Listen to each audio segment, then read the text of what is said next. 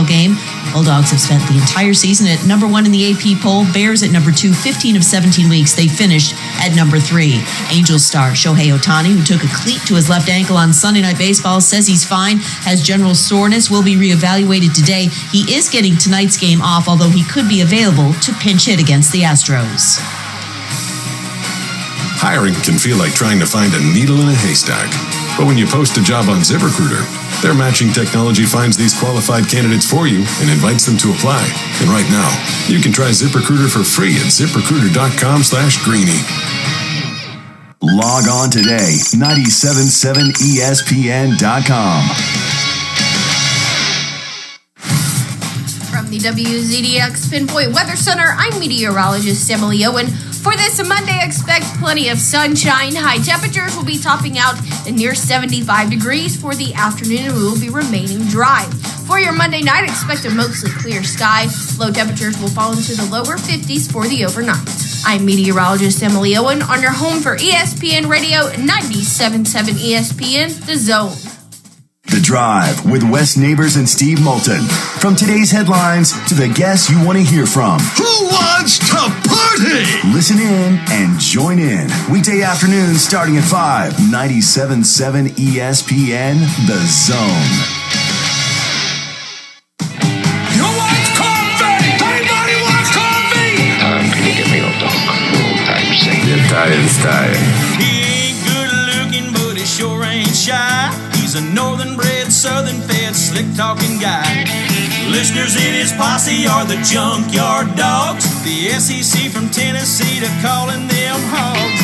From Gainesville up to Lexington to the Tide and Tiger Land, nobody does it like Thom Abraham. You want me on that wall.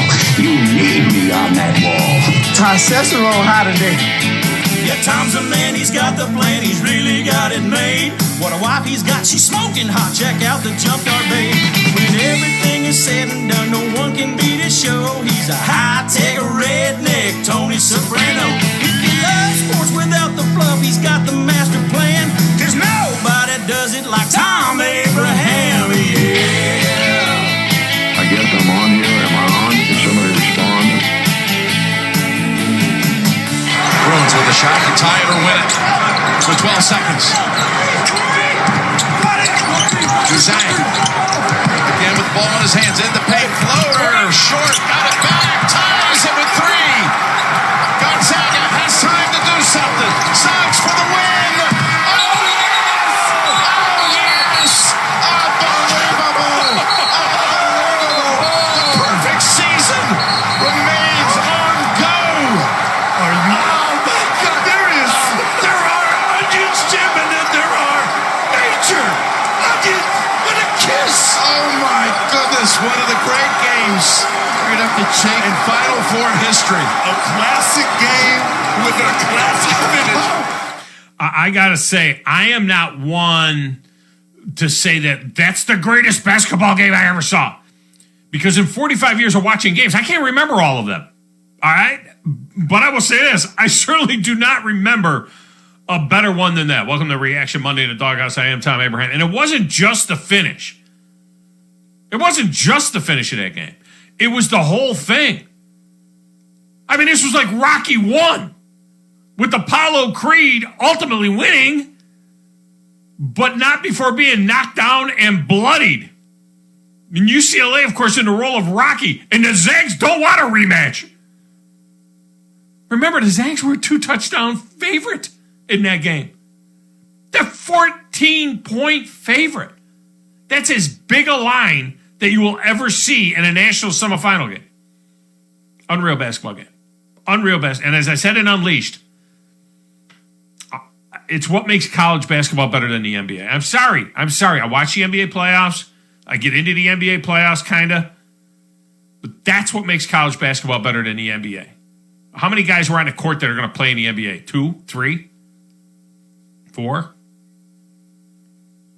But yet, that was absolutely incredible. And I'll tell you what else. After seeing Baylor crush Houston, to be honest, I kind of like Baylor tonight. Especially with the 4.5 points. 2 days, I should say, after the Zags were rattled like that emotionally but they did nut up and win. It's Rafferty. Who's more annoying?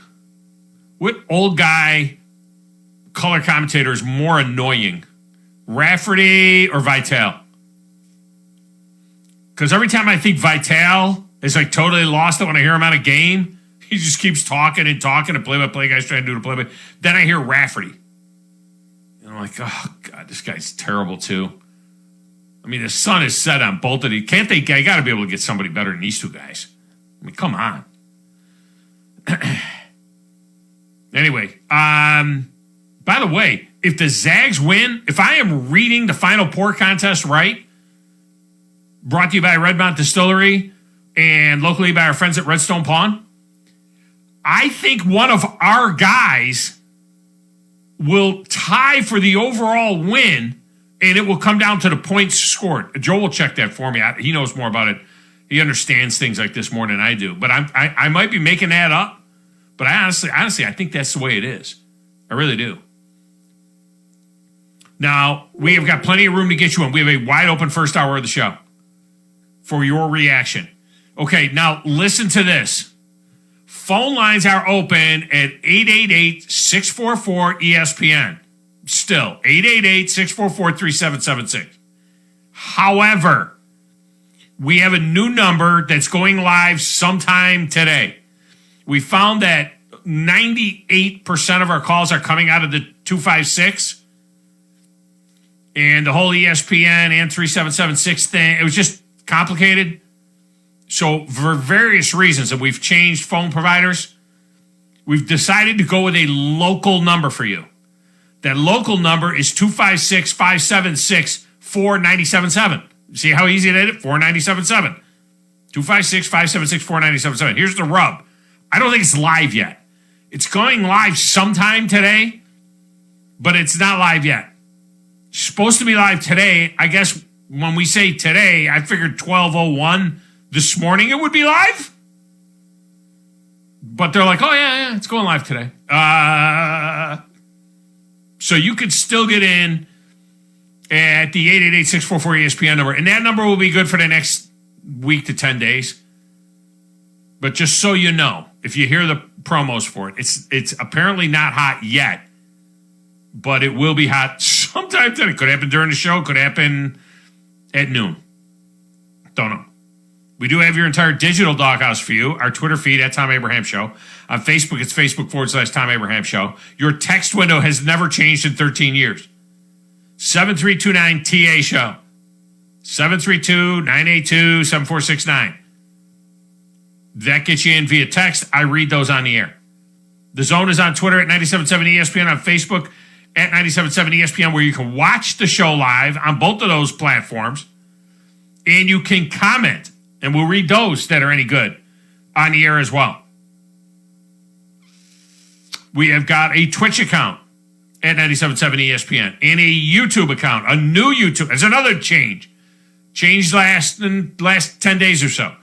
The YouTube account is 977 ESPN, The Zone. Just subscribe, just like it, subscribe, hit the little notification bell so you get notifications when our shows go live. You can comment on all of these platforms as well, and I believe they're all gathered up in one location where you're watching the show. As I said, wide open first hour for your reactions to the game and anything else that you want to get into over the sports weekend. Then, at the top of the 11, Kevin Rogers from Vegas Insider will break down tonight's championship game for us. After that, Joey Blackwell from BamaCentral.com will join us with intel on Alabama's first scrimmage of the year. Apparently, if you read everything you read, Bryce Young was very impressive. But we had an insider there that says Bryce Young's got a ways to go yet. But it is the first scrimmage of spring, right? Although these scrimmage results are always kind of weird to me. Since you're going against your own number one defense, so it's like, oh my God, did you see he threw for 350? Yeah, against who? Your defense. Nobody seems to ever care about that. Oh my God, they beat that guy down the sideline for a touchdown. He ran away from... Yeah, against your freaking number one corner. There is a question in play as to whether or not spring games should be against other colleges. God, I would love that. Oh, how fantastic that would be. Why not? I mean, like a jamboree type deal. Why not? How good would that be? That's the way you really could, see what you got. Of course, we'll ask him, too, about the Cameron Luke Ratliff passing away. Young man, about as big a Alabama basketball fan as you can find out there. So we'll ask him about him as well. I did not know the young man. Did not know much about him. But I'm sure Joey does.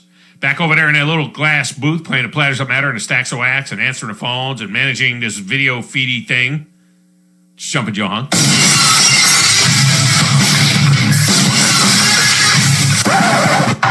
What is your name? It doesn't matter what your name is. I'm the producer of this show. If I didn't step up, you're nowhere. I put this thing together out of spit and polish. It really doesn't matter what you think. It really doesn't matter what you say. Real G's move in silence like lasagna. Brilliant! You can act like a man! What's the matter with you? We're putting the band back together. We're on a mission from God. Don't ever take sides with anyone against the family again. Come back to reality, Thom. I'm funny how? I mean, funny like I'm a clown. I amuse you. I make you laugh. If you will feel better by punching me, go ahead. Satisfaction is guaranteed.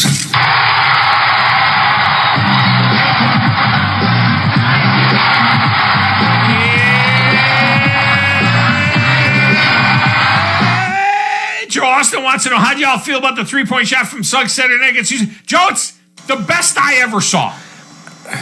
I'm still trying to figure out if it's that one or if it was the Villanova to win the national championship over North Carolina. Because that was, I mean, again, you're talking about a game that gets you to the national championship. It was an amazing sequence. Game was tied. You're running, but you're running. But see, here's the other thing. People want to think like Suggs threw up a lucky shot. He pulled up. Like, he looked at the clock, pulled up, and pulled a jumper. It wasn't like hey, I'm just heaving this from half court.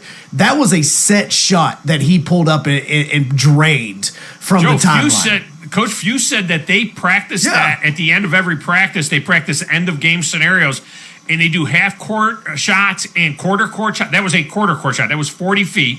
It was a quarter-court shot, and he said they practice that. He said, and it's remarkable, if you were at our practice, you would be stunned at how often that kid makes that shot. No, and that's where it is. Again, people forget. Like, you'll see the videos of Seth Curry that's like pulling up from the logo, and he's just draining jumpers from that. Right. They practice this. Like, it is a practiced play. That's the reason why they knew if the game got tied, this is what we were going to do, and this was the play. That's the reason why they didn't call the timeout. So it was. If it's not that one, it's Villanova's shot against it. Both games were tied, but one was to win a national championship, and it was a three-pointer that literally went off, and it was absolutely gorgeous when the shot went down. And I'll tell you why I like this one. I'm not even considering what the consequences. I mean, the consequences are the consequences. There's no doubt about that. I understand what the consequences were. I'm just talking about an end-of-the-game scenario. The reason I like this one is, first of all, Juzang makes an unbelievable play at the other end following up his own shot, right? I mean, he puts up that shot and he's short on a bunny jumper and then follows it and makes that with 3 seconds left to tie the game. And then instantaneously with 3 seconds left, they inbound it, make a perfect pass to Suggs. And here's the money shot for me on why this shot is the one. The nature with which it went in. Usually when you see those kind of shots, they go in and they like swish it. It's nothing but net and it goes right in. The fact that it hits the box on the backboard and goes in so suddenly, it was like so fast, like boom! It was like a slam dunk off the pin, like a hole in one when it hits the pin and goes right down the pin and into the hole. It was so sudden. I mean, that's why for me, now I go back, say, till I'm like 15 years old, right? I'm 60 now, right? So I'm 45 years watching games. The suddenness with which that shot went in is what blew me away. I jumped out of the bed. Well, and the Villanova one that Chris Jenkins wins the national championship with, they win it, and when he has the shot, they have to go the full length of the court as well. But what happens is the point guard that initially got the basketball, he basically has the shot and makes an extra pass. And the extra pass is to Chris Jenkins, and Jenkins pulls up for an NBA three to drain it.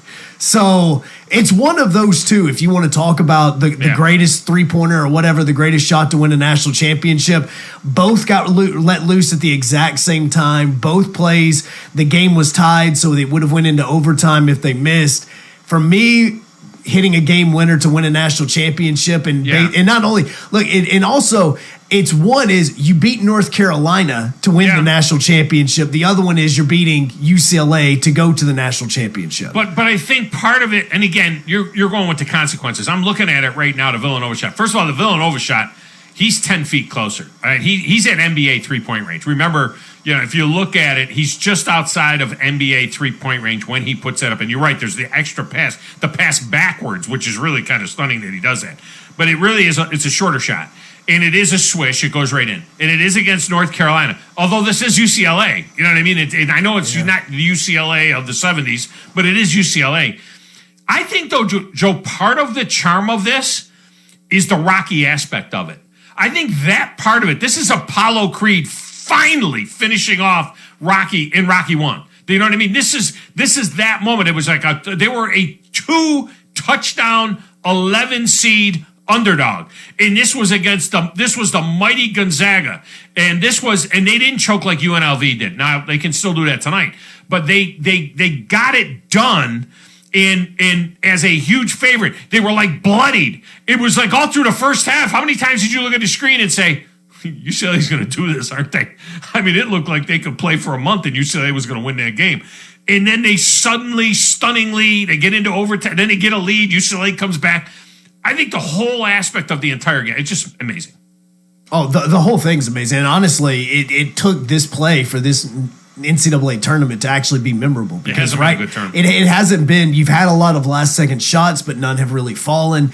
You've had, the opportunity after opportunity. Again, it hasn't been an amazing tournament. And for now, the fact that we get to where we are, and it is Gonzaga and Baylor, I am ecstatic that this is our national championship game, because I was very nervous about UCLA and Gonzaga, especially after what happened to Houston, in the game before that. And Houston was supposed to be the better team, and they just got the floor mopped with them by Baylor. Now we're talking about Gonzaga with the undefeated season. The perfect season is going into this one, and they're kind of the underdog in this, because now it's Baylor's looked really good the last few games, and Gonzaga struggled against the 11 seed. Were you surprised the line didn't move at all?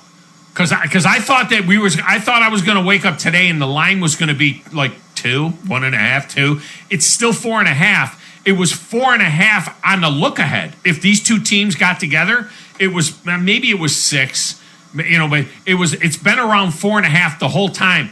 And I got to tell you, for numerous reasons. One, the athleticism of Baylor, the way that they dispatched Houston like it was nothing. And the other part of it is, think about the emotional toll that game took on the Zags. And now they've got to kind of get up again and do it here. I wouldn't be surprised if Baylor jumped on them early. I love the way the Zags play basketball. But if you had to put me against the wall right now, I don't have a dog in the fight. I don't have one or the other in my bracket's all blown to hell now. I mean, I've fallen down to like 571st in the contest. So I'm not worried about that.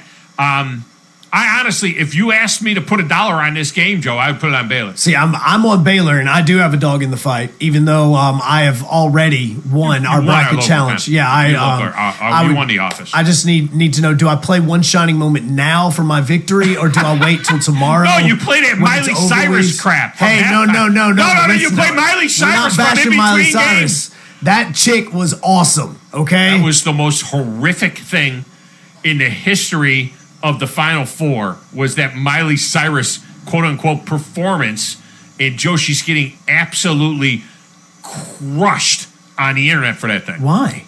It was horrible. No, absolutely. It wasn't. She played her songs, and she also covered old classic songs as well. Like, what is she getting bashed for?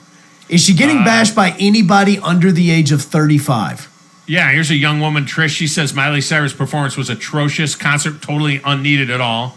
Here's a guy that is in his 40s probably. I do not understand why the executives think they need to have boring-ass musical acts to signify a major sporting event. Miley Cyrus doing cover songs, ? I got to say, here's another guy, Blonde Pony. This was a woman. I got to say, watching those white people dance to Miley Cyrus in their social distance neon squares might be the worst thing I've seen all weekend. That was bad. They actually, that wasn't needed. They should have just let the people come in. So the first 2 tweets, those people have zero clue as to why the concert even took place to begin with.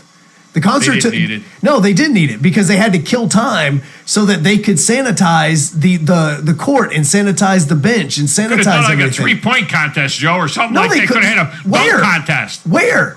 I don't know, on the other court. No, the other court was gone. Oh, they took it out? Yes. The other court was gone. Miley Cyrus to Joan Jett, ? Because she looked like Joan Jett right now, yeah. Well, Miley Cyrus has had more hits than Joan Jett has. Let's see. Miley Cyrus has more hits than Joan Jett? Yeah.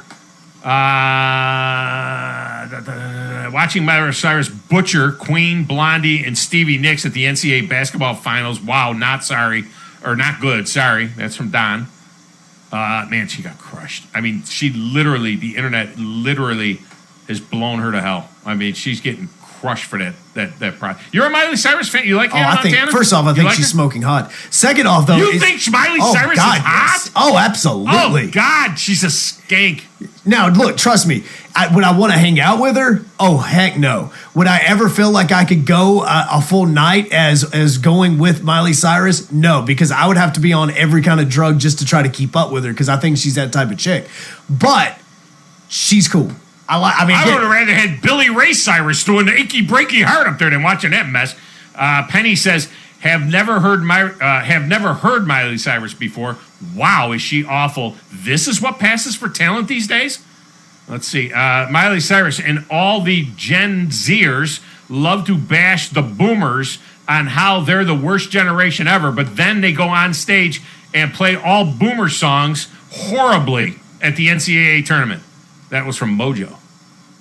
So there you go. Yeah. I don't know if it was that Mojo. I'm just saying it was from Mojo. Nah. And somebody posted a picture of Clay Thompson, his ear bleeding, listening to Miley Cyrus, and his ear is bleeding. It should have been a war crime under the Geneva Convention. It's probably going a little too far. That was a young man. That's a guy younger than you.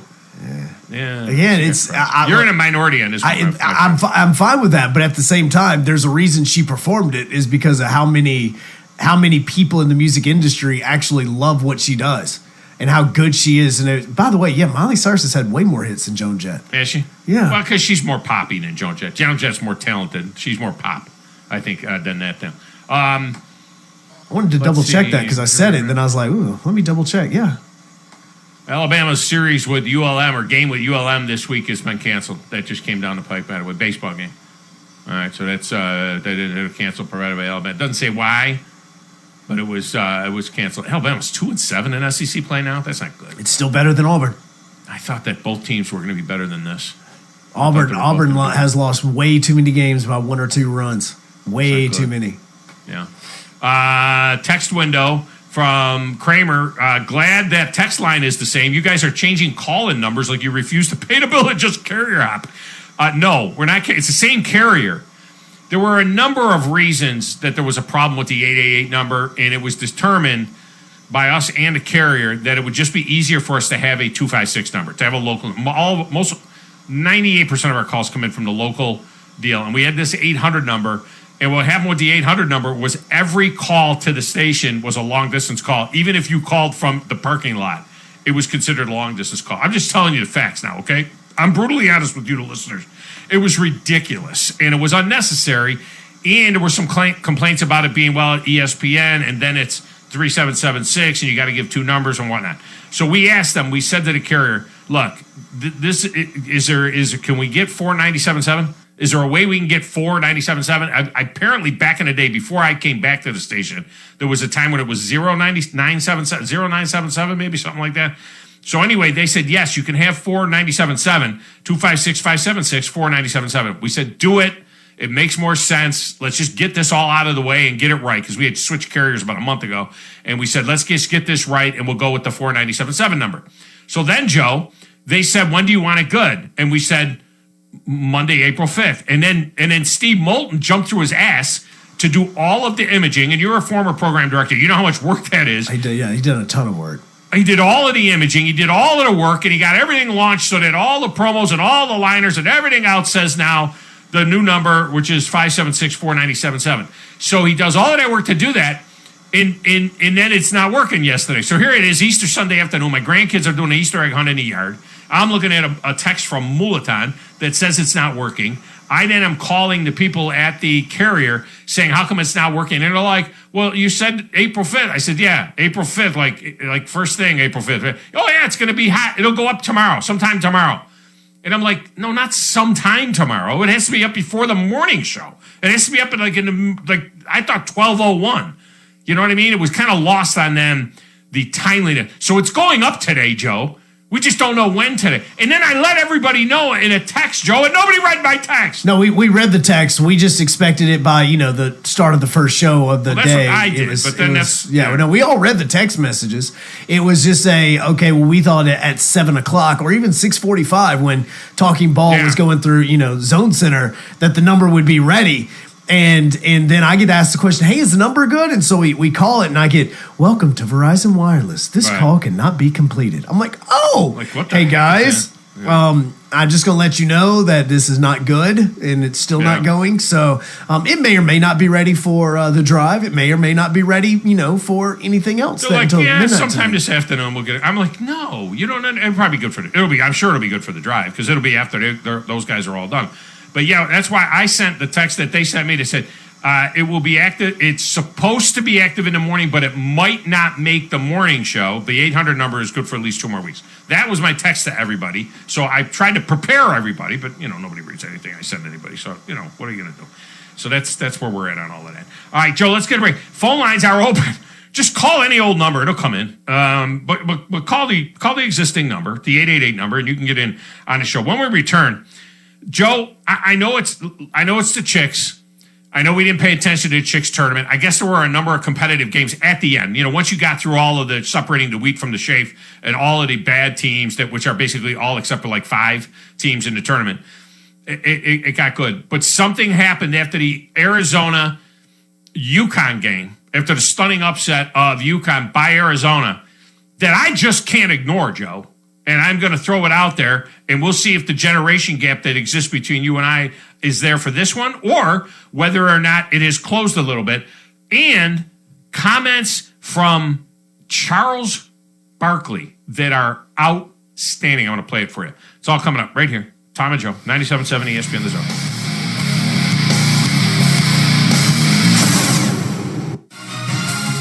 You're listening to the Thom Abraham Show with Joe Hunk on 97.7 ESPN The Zone. This is Brent Musburger's Action Update. Think O'Reilly Auto Parts for all of your car care needs. Stop by your local O'Reilly Auto Parts today. O'Reilly Auto Parts. Better prices every day. Now, here are the latest lines from my guys in the desert. The 2021 Masters Tournament gets underway Thursday with Dustin Johnson the favorite to win back-to-back green jackets. Johnson at plus 800, followed by Bryson DeChambeau, Justin Thomas, and Jordan Spieth at plus 1100. Brooks Koepka and John Rahm each at plus 1200. Braves and Nationals postponed. They will play Tuesday afternoon. Atlanta plus 148 on the opening money line. Washington is 170. The over-under 8. Tonight, the National Championship game. Baylor and Gonzaga, a battle of 1 seeds. The Bears a 4.5-point underdog. Bulldogs minus 197 on the money line. Baylor plus 172. The over-under 159.5. I'm Trey Westerberg, 97.7 ESPN The Zone. TOC Sports has been there for you. Now, you're probably asking yourself, what does that mean? It means for more than 20 years, Alabama's largest orthopedic group has been there providing coverage and care to more schools and student athletes in the Tennessee Valley than any other group. It means whether you are the star football player, the all-region volleyball ace, or someone who hurt their knee in a weekend pickup basketball game, TOC Sports physicians are proud to have the opportunity to care for all your orthopedic needs. It means for parents, coaches, athletes, desk jockeys, or even weekend warriors, TOC Sports physicians continue to meet and exceed the orthopedic and sports medicine needs of our community. But most importantly, during these challenging times, we're here for you now. and will continue to be here. So as long as there are players on the field, games to be played, and contests to be won, the orthopedic specialist from TOC Sports will be ready to help. We don't know what the future holds, but you can count on the TOC Sports team to stay committed to you so you can stay in the game. Call 256-539-2728 today and ask to see a TOC Sports physician. Check them out online, also Facebook, Twitter, and Instagram. No representation is made that the quality of legal services to be performed is greater than the quality of legal services performed by other lawyers. A wise man once said, "If you take care of old folks and children, everything in the middle will take care of itself." Hi, I'm Danny Aldridge, lawyer in Alabama and Tennessee. In the next 20 years, the number of those folks over 65 years of age will more than double. In our golden years, the most important goal is to be treated with dignity and have control over doing what makes you grateful with those you love. At the Aldridge Law Firm and the Legal Town Center, we're dedicated to help you with these goals, and we'll be there when life throws you those inevitable curveballs. Let us assist you with your legal needs, whatever they may be or become. You may reach us by phone at 256-534-3188 or online with Dan at danaldridgelaw.com. Just remember, we're here to help. Whether it's personal injury, wrongful death, fraud and cheat, or estate planning made complete, we're here to help. Hey folks, this is Arthur Seaton, managing partner of University Kia, here letting you know we are proud supporters of Madison Academy football. And a quick shout out to my son, Avery Seaton, number 19. Stop into University Kia today and shop our large selection of new Kias, including our all-new Telluride 8-passenger SUV, the stylish new K5, and the sporty new Seltos. Visit universitykia.com to view all our great offers and get pre-approved in minutes so you can drive home your new Kia today, because we want to see you in the Kia. Go Mustangs! From the WZDX Pinpoint Weather Center, I'm meteorologist Emily Owen. For this Monday, expect plenty of sunshine. High temperatures will be topping out at near 75 degrees for the afternoon and will be remaining dry. For your Monday night, expect a mostly clear sky. Low temperatures will fall into the lower 50s for the overnight. I'm meteorologist Emily Owen on your home for ESPN Radio 97.7 ESPN, The Zone. This is Steve Moulton from The Drive. Be sure and join us today from 5 to 7 with Wes Neighbors and me. Now back to the Tom Abraham Show on 97.7 ESPN, The Zone.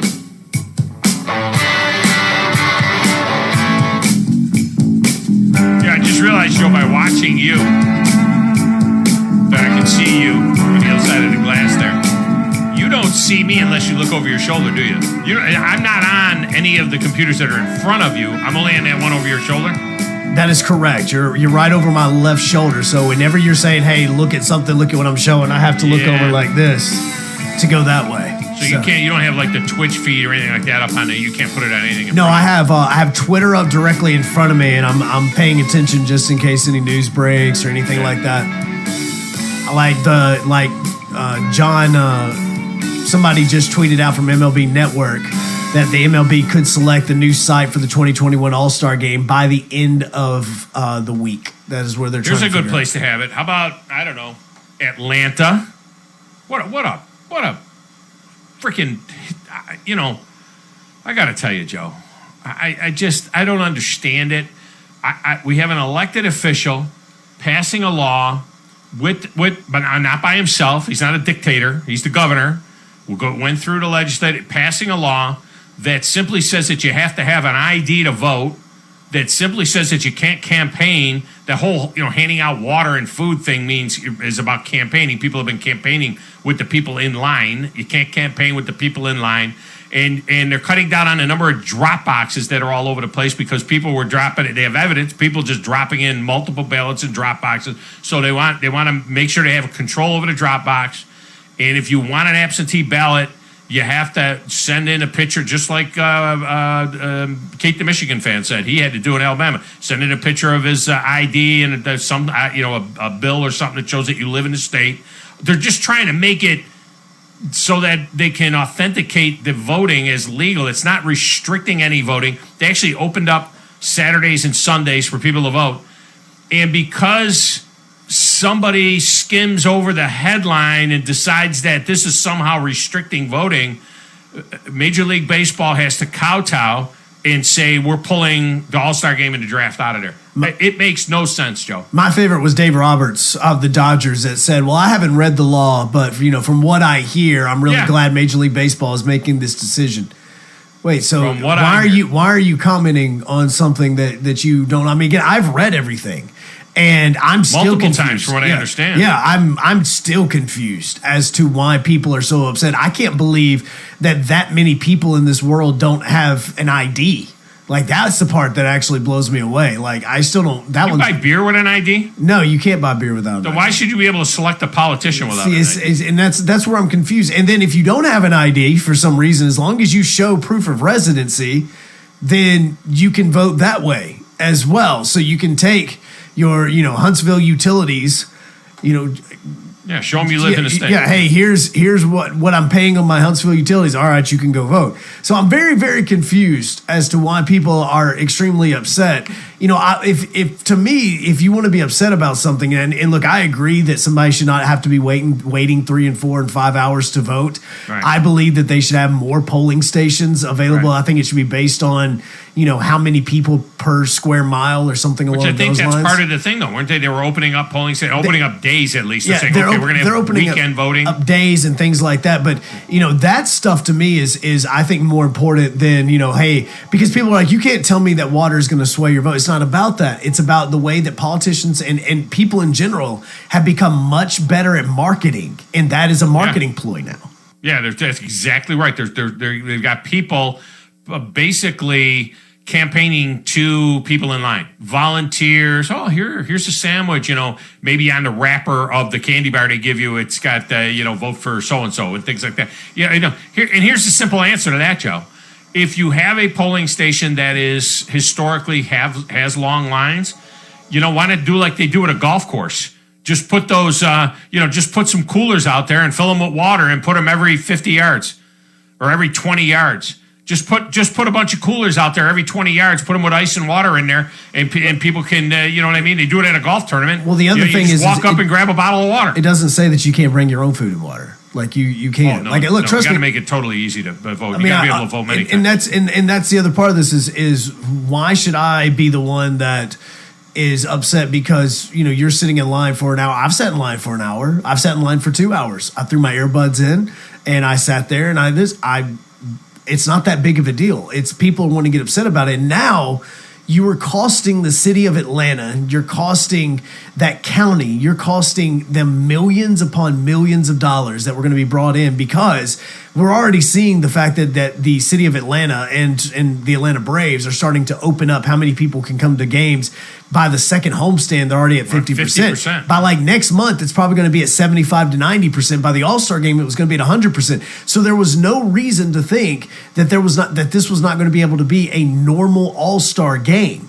And now you're taking all of that money, those millions and millions of dollars, away from Atlanta over something that is an overreaction, just like a lot of things. Again, in my opinion.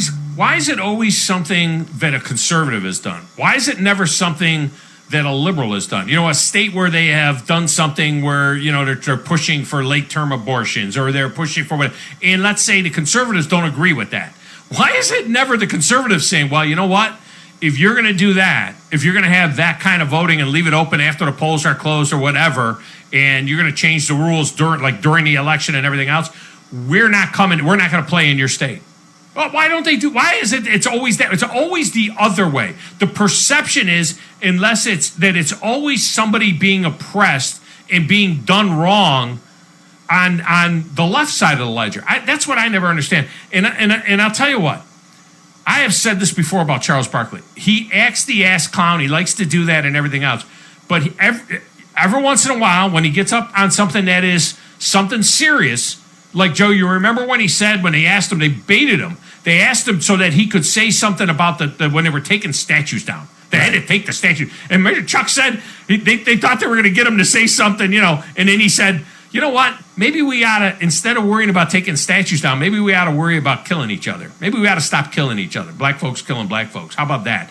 And it was like, oh my God. I mean, really? Is that what Chuck just said? And this is what he had to say. He was asked a question by Ernie Johnson about, it was a painful situation and, what your reaction was. Listen to Charles Barkley. shared that news, how painful it was. Yeah, but the one thing I took out of that piece was, man, I think most white people and black people are great people. I really believe that in my heart. But I think our system is set up where our politicians, whether they're Republicans or Democrats, are designed to make us not like each other so they can keep their grasp of money and power. They divide and conquer. I truly believe in my heart most white people and black people are awesome people. But we're so stupid following our politicians, whether they are Republicans or Democrats. And their only job is, hey, let's make these people not like each other. We don't live in their neighborhoods. We all got money. Let's make the whites and blacks not like each other. Let's make rich people and poor people not like each other. Let's scramble the middle class. I truly believe that in my heart. How strong is that? I mean, how spot on is he? And Joe, it goes beyond the politicians.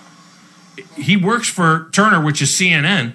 It goes beyond the politicians, and it goes to the news media, right? It goes to Fox and CNN. It's so much better if everybody is at each other's throats. It's good for the two networks that are the main networks, left and right, and it's good for the politicians. The best thing in the world is to keep everybody divided. And the worst thing for their ratings, if they're TV networks or for these politicians, would be if the people actually rose up and said, you know what? Go jump in a lake because we're fine out here. Black folks, white folks getting along with each other, the vast percentage. All right, they make it like everybody, cops are out there hunting black people down, and white people and black people are all just trying to kill each other. And that's not the way America is, but that's the way it's most profitable for these people. Well, and that was probably the biggest reason why I left the city that I just came from, is because it is a city that is made up of extremely powerful people continuing to try to keep extremely poor people down. And that is unfortunately how our state capital is. And that's the reason why the state capital is as bad as it is. And I lived there for 4 years. And when Charles was saying all the things that he was saying, that was the first thing I thought of, is he literally just described the city of Montgomery. Yeah. And he described the fact that there are powerful people that want to keep control, and by doing so, continuing to keep other people down, because if they were to rise to power, or if they were to get into somebody's ear that made more sense, then the powerful people would lose their power. And that's good business, right? No, from their standpoint, it's good business to keep people down. And that is where thinking for yourself and reading it. That's the reason why I said I read. Like, if I would have read it and read this new law and the law itself, there were a lot of things that were wrong with it. Like the whole part to me about questioning if the counties and their power and how you can take somebody off of the board and things like that, you've got to have proof on it. I have a lot of questions about that one, because that to me seems like that can only be done in a court of law. And how are you going to prove some of the things that you need to? And I know a lot of people are upset about that. And so there's things about it that if you read it yourself and not just, read the article that CNN puts out or do the article that, whatever, form of media you like to consume puts out, and you actually read the document yourself, okay, there's going to be some things that you're going to have to adjust in the new election. You're going to have to make sure that you get your absentee ballot in, between a certain period of time. You're going to make sure that you can only go to certain ballot boxes while it's, in the daylight, basically is what they said. There's not going to be 24-hour ballot boxes anymore. You're going to, and the other part is, and somebody that said that I looked at was, hey, it's, they're going to be closing the polling stations at 5 o'clock. I'm not going to be able to vote. I am pretty sure that wherever your place of employment is, if you're in line, they're going to you maybe even if you're even in line before 5 o'clock, they don't close it. But wherever your place of employment is, they're going to let you go vote. Like they're going to let you, because if they keep you from voting, and again your voice gets out, and and people find out that businesses are keeping their employees from voting, then that's going to look bad on those businesses. And you still can get the absentee ballot. Just prove that you're a citizen. Just prove. Just have an ID. Well, I don't think that's how hard is it to get? I mean, seriously, why do people not have IDs? I did not realize that this was such a big deal. Most people do. You were talking about the very. I don't even know. I don't even want to class it classify it socioeconomically to say that those are the people that don't have IDs, because I would suppose that that it runs throughout. But I mean, even if you don't drive, you can get. It's easy to get a picture ID. Yeah, again, and they gave you other options. Anything. You can't buy a house. You can't rent a house. You can't rent an apartment. You can't buy beer. You can't. There's nothing you can do without a photo ID. Yeah, that's where I'm extremely confused, and people are making a big deal of, I got to show my photo ID. Yeah. How's having a photo ID racist? Like that doesn't. That blows me away that you think that if you don't have that, show them your power bill. Do you not have a social security card? Do you not have a debit card or credit card that you can show your bill to? Like all of those things are other ways that you can show, hey, this is what I'm doing. And again, I've read this thing. So this is why I'm confused as to why there's such a big deal and why you're taking all these millions of dollars away from the city of Atlanta for this, because now, and I truly believe this. If we're all in this, we're going to stand up for our rights. I don't think the Braves should go play in the All-Star game. Yeah, I agree with that 100%. And I'll also add this to it. If you, and I know this is going to sound terrible, but I'm going to say it.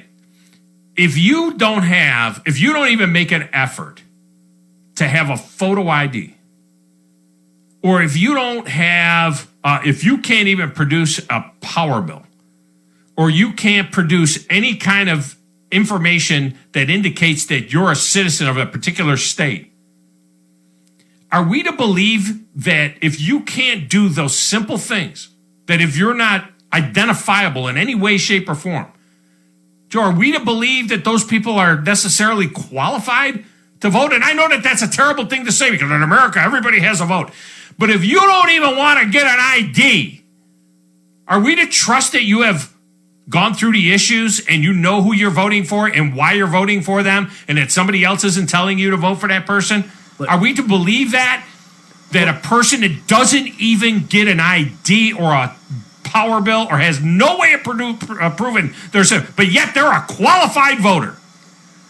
That is for me is where I get really hung up on political lines and all of that, because I'm a very free thinker and I look at every case differently as far as that specific case, not if somebody from the red or the blue or the right or the left, or if it's pro-white or pro-black. I look at every single thing and too many people don't make sure that they are educated enough on a certain issue to be able to vote on it, to be able to have an opinion on it, and they just listen to whatever. And I think that is where a lot of our problems go, right? Is that we say, okay, well, everybody wants to say, well, this person's wrong because he's a Republican. Okay, well, I hate that person because he's a Republican. Well, why do you hate him? Well, it's he's a Republican. Okay, well, what about him do you dislike? It goes back to your high school mentality in the way that high schools and hallways were of, I don't like him because the way he dresses. Oh, well, do you know anything about that person? Well, no, I just don't like the way he dresses. Do you realize that person was up at 5 a.m. helping his dad out in the farm? Right. And he basically had to make sure that everything was done before he could just hop in his vehicle that he helps Joe, pay. where else is it like that? What other aspect of life is it like that, where we say you kind of need to have, you got to have guidance, but you got to have some education on it? Religion. Yeah. I mean, Christianity's been like this for 1,000 years. People follow some preacher like David Koresh or somebody like that, like Lemons. They just follow a guy that says that's what it is, where they don't go and educate themselves. You know what I mean? Go educate. Read it for yourself. Just because some guy tells you that this is what it says, go read it for yourself and learn something. And trust me, I am a Christian, but I've read the Bible and I have different beliefs of anybody, and you could listen to my belief and be like, you are a nut job. I'm totally cool with that. And I know we need to get a break, but Tom, I'm just going to let you know. Yeah. New phone number is working. Boom! I just got the phone call as we were talking. The new phone number is working. I have tested it myself. Boom. It is working. All right, so there you go. 256-576-4977. It's 4977. That's it. 4997. There you go. 4977. Yes. We are 977. 4977. All right. 576-4977. All right. Let's get a break in here quick, and we will come back and wrap up this hour with some messages off of the text window, which are very, very solid messages. We'll have that next right here. 97.7 ESPN The Zone.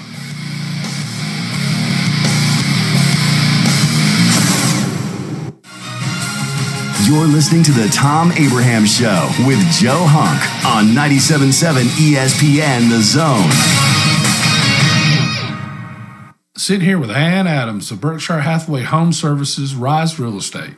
Is it a good time to sell your home, Ann? Yes, it is. We have people relocating from all over the country. Why should we choose Rise Real Estate? Well, we've been selling real estate in North Alabama for 36 years and have sold more real estate than any other real estate company, period. Do you help your customers through the entire process? Yes, our agents are with you during the whole process from start to finish, from beginning to end. In your relocation services, you have a whole team. Yes, we have a dedicated relocation department helping customers move seamlessly into the area.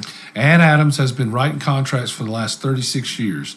She has the experience to help you list and sell your home, downsize your home, or help pick the perfect spot north of Alabama for you to build a future. Call Ann Adams at 256-337-2625 or on the web at www.bhhsriserealestate.com.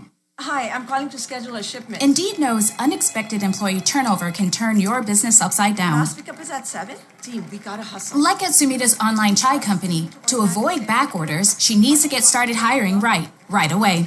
I need Indeed. Indeed you do. And the moment you sponsor a job on Indeed, you get a short list of quality candidates from our resume database. Visit Indeed.com/credit and get a $75 credit for your first sponsored job post. Terms and conditions apply. Due to the events of the last couple of months, to be honest, the Eagles Nest Golf Club on Taylor Mountain at Guntersville State Park has not exactly gotten much play. What that means is the course is in better shape than ever. And now as things begin to ease up, it's time to get back out there. Gorgeous views of the lake and wildlife, plus pristine playing conditions and dwarf Bermuda Tiff greens means this course is super playable. And yes, they are open for your enjoyment right now. Call for a tee time or visit alaparks.com/Eagles Nest Golf Course today. Want to call into the Neighbors Wealth Management Hotline? We have a new number for you. 888-256-576-4977. Hold it! That's 256-576-4977. Well, what do you know? We promise this number will be the one we keep. 97.7 ESPN The Zone. Tom Luganbill here for Woody Anderson Ford. When I was in the Tennessee Valley, one of the things that impressed me the most was the quality of the people. People like Bobby White and his team at Woody Anderson Ford. And now you can experience the tremendous new service lanes and showroom at Woody Anderson Ford at Jordan and Sparkman, or just stop by for breakfast or lunch at Henry's Mustang Cafe. And in Madison, visit Woody Anderson of Madison on Hughes Road, just south of 72. Like a great college football tradition, always there. Woody Anderson Ford. He's bald, he's opinionated, and he's here. You're morally reprehensible, vulgar, insensitive, selfish, stupid. You have no taste, a lousy sense of humor, and you smell. Listen to Feinbaum, 97.7 ESPN, The Zone.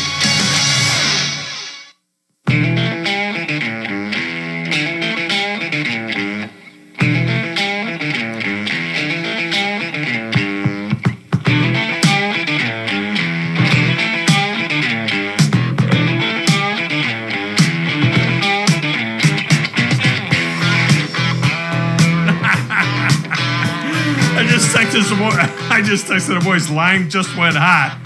Drew Darman responds, onions! Well played, Drew. Well played.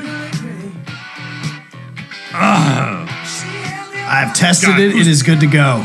Who's worse, Rafferty or Vitale? God, they're awful. I just look at it as a whole presentation. The presentation as a whole. See, I don't get hung up. Fantastic. I don't get hung up on the announcers and who's doing what and all of that. Like, I seriously, when everybody was complaining, I was just like, what are they complaining about? I don't listen. I don't get it. He comes up with these little contrived things and then he shouts it. I'm like, what the hell is that? I just think he's bad. They got to get younger there. You know, both of those guys. You know, Vitale's like he's not even paying attention to the game. And Rafferty is just trying to get his one-liners in. You know what I mean? It's like there's no real analysis going on there. They got Grant Hill trying to do something.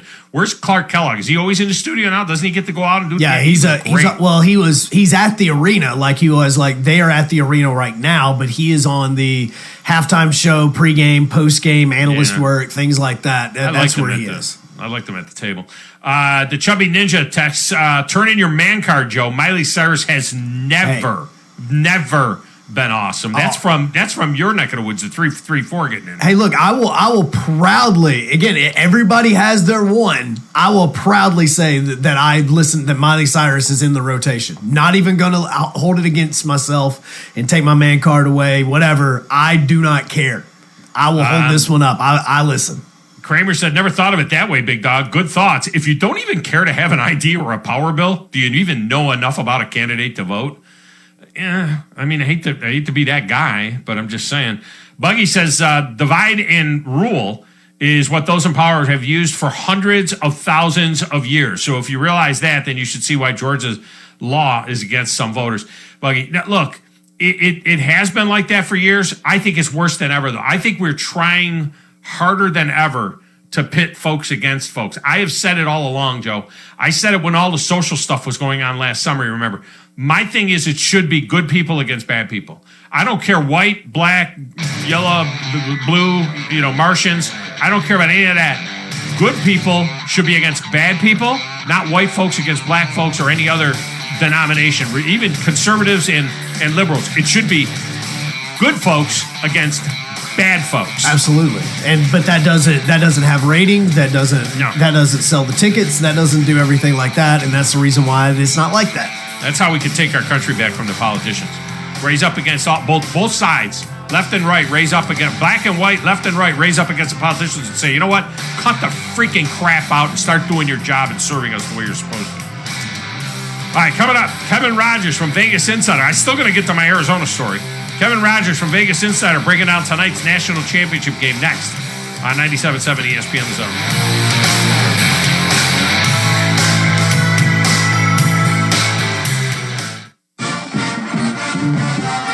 From the University of Alabama, this is Crimson Tide Today. It's a daily update on Bama sports, and it's brought to you by C Spire. Add C Spire Fiber to your roster at cspire.com/ALFiber. Hello again, everybody. I'm Roger Hoover. Alabama softball completed the weekend sweep over Texas A&M with a 14-6 run rule win Saturday afternoon at Rhodes Stadium. The Crimson Tide offense tied its season high with 16 hits, led by 3-hit performances from Alexis Mack and Savannah Woodard. Alabama had a pair of home runs in the day, including a 3-run shot from Bailey Hemphill and a grand slam from Kaylee Tell, part of a career-high 5 runs batted in for the Madisonville, Kentucky native. Up next, Alabama softball will be at Arkansas next weekend with games Friday to Sunday in Fayetteville. I'll have more in a moment. Bad internet is bad for business. We've all been there. Lagging video chats, slow downloads. Oh, come on. It's just not a good look. Instead, call C Spire Business. Our local experts deliver gigabit speeds backed by thousands of miles of fiber for the fastest, most reliable internet around. Period. No excuses, no apologies. Just fiber-fast internet that works. C Spire Business. See how our fiber solutions can help power your success at cspirebusiness.com. Alabama baseball went 1-2 over the weekend, defeating 6th-ranked Tennessee 7-4 on Friday night, fueled by home runs by Sam Prater and Drew Williamson. The Vols took the Saturday contest 8-4 in 11 innings. Alabama and Tennessee had a hard-fought game on Easter Sunday, with Tennessee winning 9-8 in a game that featured home runs for Prater, Peyton Wilson, and Owen Diodati. Alabama will next host ULM on Tuesday and Wednesday at the Joe. And that's your Bama update. Crimson Tide Today, brought to you by C Spire. Crimson Tide Today is a production of the Crimson Tide Sports Network. I'm attorney Gary Lackey. You'll hear people say we're like a family, but here at the Lackey Law Firm, that's really true, not just a saying. I'm Justin Lackey. With my father and my sister, we have a special connection to each other. I'm Jennifer Lackey. At the Lackey Law Firm, when we take on your case, you become part of our family. You really do. And we'll always do whatever it takes to get everything you deserve. If you're injured, you worry about getting well, not about paperwork or insurance companies or figuring out how to get to your lawyer's office. I'll come to you. We worry about your case so you don't have to. When you've been injured, we know that your case is probably the biggest thing going on in your life. More important than almost anything else. And it's important to us too, for one simple reason. Family takes care of each other, and at the Lackey Law Firm, we'll take care of you. The Lackey Law Firm. The Lackey Law Family. 1-800-4-RIGHTS. No representation is made that the quality of the legal services to be performed is greater than the quality of legal services performed by other lawyers. WZZN, Union Grove, Huntsville, Alabama. 97.7 ESPN, The Zone. This is SportsCenter. I'm Christine Lisi. Here's what's happening. A men's college basketball champion will be crowned tonight. Gonzaga, looking to be the first men's undefeated champ in 35 years, takes on Baylor in the final. It's the first time since 2005 that the top two teams on the original overall seeding list will meet in the title game. Bulldogs have spent the entire season at number 1 in the AP poll. Bears at number 2, 15 of 17 weeks. They finished at number 3. Angels star Shohei Ohtani, who took a cleat to his left ankle on Sunday Night Baseball, says he's fine, has general soreness, will be reevaluated today. He is getting tonight's game off, although he could be available to pinch hit against the Astros. Hiring can feel like trying to find a needle in a haystack. But when you post a job on ZipRecruiter, their matching technology finds these qualified candidates for you and invites them to apply. And right now, you can try ZipRecruiter for free at ZipRecruiter.com/greenie. Follow us on Twitter. Subscribe to us on our YouTube channel and Twitch. Just search 97.7 ESPN. We are 97.7 ESPN, The Zone. You need to be more like a dog. Like what you guys are doing. You've got your fingertip on the pulse of your listeners. Guys know what they're talking about. Be a dog. God bless the show. You are the Messiah. We need more dogs. This is the best show on radio. The big dog, Thom Abraham, is here with you. Hey, I see you, dog. So settle in and get your bark on. That's my dog. Now live. Here he is, the big dog, Thom Abraham. How you doing? How you doing? How you doing? How you doing? How you doing? How you doing? How you doing? Look, I don't speak Spanish. I don't know how to say this, so I'm going to choose my words very carefully. I think you're a psycho. Do you know who I am? I mean, that guy sounds like El McPherson farting into Miles Davis' trumpet. I guess I'm on here. Am I on? Did somebody respond? Get off my lawn. About to drag my Yankee ass out of here. To the right side of the floor, defended by Kispert now. Drives, leans in, the runner comes up short, choosing the rebounds and puts it in. We're tied at 90. 3 seconds left. Here's Suggs the other way. Pull up 3 for the win. Yes! Yes! Senators of the championship game! He knocked from 40 at the buzzer! Yes! The Bulldogs! Wow! Play for a national championship! Yeah, that's the way it sounded like on Gonzaga radio. That guy's got a little bit of Chris Stewart sound to him, a little bit. Welcome back, hour number 2 to Thom Abraham Show, brought to you by Woody Anderson Ford. All your service needs are right there at Woody Anderson Ford. They can take care of you no matter what your vehicle is, but just be prepared to be stunned when you go to the lot at Woody Anderson Ford. You're going to see so many vehicles, so much inventory that they have for you to pick from. Not only the great SUVs, the Mustangs, the F-150s, the F-250s, the F-350s. I mean, it's incredible at Woody Anderson Ford. Check that place out. And don't forget Henry's Mustang Cafe. Joining us now on the Neighbors Wealth Management Hotline, Kevin Rogers from Vegas Insider. We're going to look at tonight's game according to the lines as well. K-Raj, welcome back. How are you? Good to talk to you, Tom. We got the finale tonight, so hopefully it lives up to what we saw on Saturday night.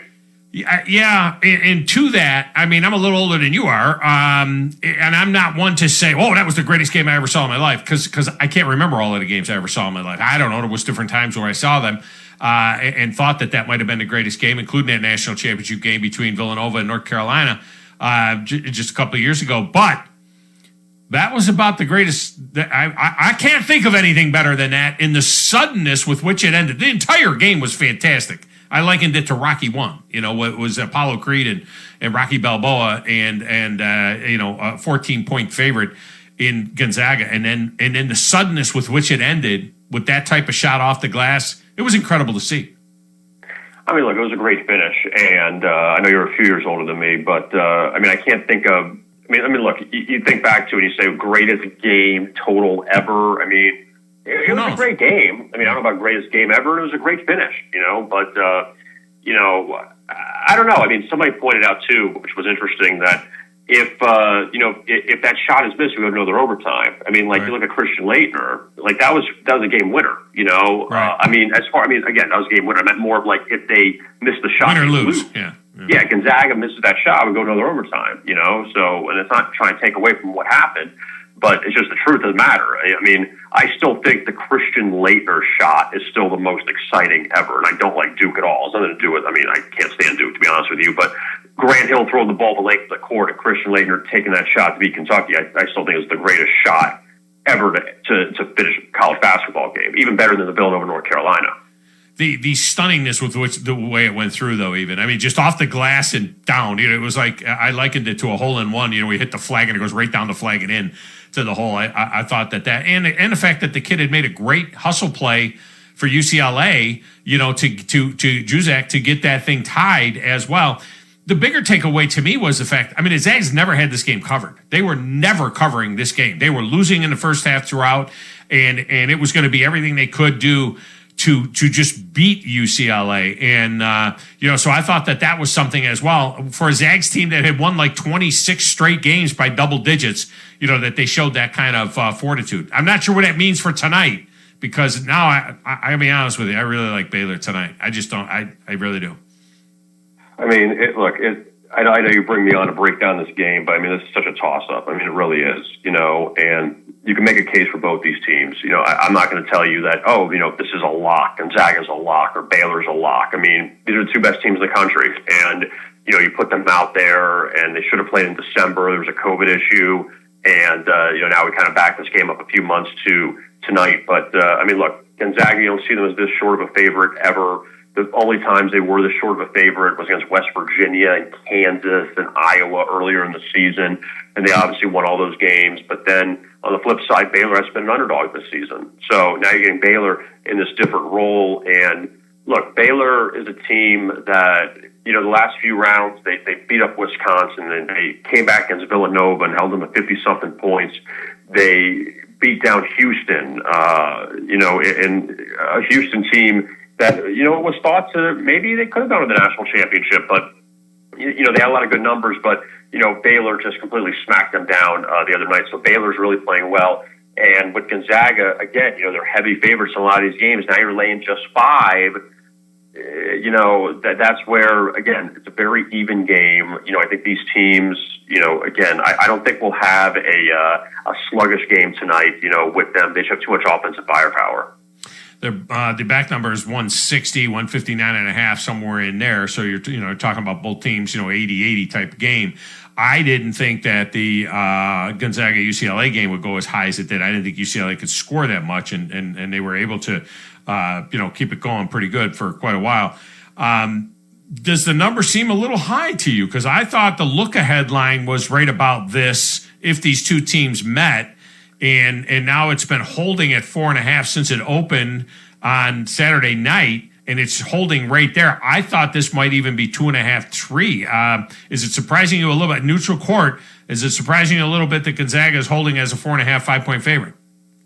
Well, it surprised me that hasn't moved. You would have thought that maybe Gonzaga money would have come in, but maybe, people are, it's a very tough thing, Tom, because Gonzaga, they win this game at the buzzer against UCLA. This is like their first, I don't want to say walk-off win, but they don't play a lot of close games, Gonzaga. So now you kind of wonder, how do they respond off of this, where Baylor has kind of been on cruise control, and, that's again, coming off of this high-energy game, they go to overtime, and like you mentioned, this wasn't Gonzaga up 15 and UCLA came back and tied it. This was tight the entire game. There was never, Gonzaga never cover the spread at all the entire game, but then it just went back and forth. So, again, I'm not going to call that their national championship. It's not. Gonzaga, they know there's bigger things ahead of them. So, I'm not going to say they're going to put up a dud tonight. But when you look at the total, too, I mean, I said, it's probably not going to be a sluggish game, but you can still get in the 70s and still stay under the total, Right. And it still could be, it's not going to be a 55-53 game either. But, to ask that amount of points, like that's still asking 80 or more for both these teams in a high-pressure situation that these teams still have not been at this point before. Gonzaga's been one national championship. Baylor hasn't been there since the 50s or whatever it's been. So it's still going to be a lot of stress on these guys. It's not going to be that easy. No, it won't be that easy. And it has not been a real exciting tournament. I mean, UCLA, I think, played 3 overtime games, but there wasn't a lot of buzzy beaters. A lot of people think that the women's tournament, at least at the end, has been better because there's been more competitive games, and which is laughable because the women's tournament should really start at about 8 teams, because that's about all that they're any good. They're going to be able to, you see blowouts in the Sweet 16 and in the Elite 8. But that moment, now we'll see if we get a great game tonight, but that moment changed the entire complexion of this tournament. People will remember that great game between Gonzaga and UCLA. If there was ever a thought of this tournament not having legitimacy because of the nature of it all being in one spot, the fact that we got Gonzaga and Baylor, the 2 best teams in the country all year long, that takes that away, right? We never have to think about that. These 2 teams are the 2 teams that everybody wanted to see from the get-go. These have been clearly the 2 best teams in the country. Yeah, and again, it goes back to this, that if UCLA would have beaten Gonzaga, you would have said, all right, great, but then you're like, well, now we have UCLA and Baylor in the championship, which would still be a good game. I still think UCLA would have given Baylor a good game. But everyone wants this. They want Gonzaga. They want Baylor. They want to see if Gonzaga can finish undefeated. They want to see if a team, because again, they're not a mid-major. They're a mid-major conference. To see if a team from a mid-major conference could win the national championship. And, again, when you mentioned the tournament, yeah, it's been kind of a dud before Saturday night. I mean, and shoot, the first game Saturday was bad between Baylor and Houston. I don't even think the Indiana thing really made a difference because, you know what, when you think about it, like there's really not a lot of excitement in these games in the arena because they're all neutral site games. You don't have like an NBA Finals game where, it's at, one building where it's a home court advantage. Nobody's got an advantage in this. So everyone's playing neutral site games. What's the difference of playing, at Purdue or at Indiana as opposed to playing in Spokane, Washington, a neutral site, or in New Mexico or whatever. So I don't really think that was as big of a deal necessarily because if all the games are good, who cares where they're playing, right? Yeah, that's a great point. Kevin Rogers with us, VegasInsider.com. Big picture, if Gonzaga finishes this off, and this becomes the first undefeated team since 1976 in Indiana in the Big Ten, you mentioned they're not a mid-major team. They play in a mid-major conference, though. And you're talking about playing 4 or 5 games a year, non-conference games leading up to the tournament against, if you will, Power 5 conference-type teams.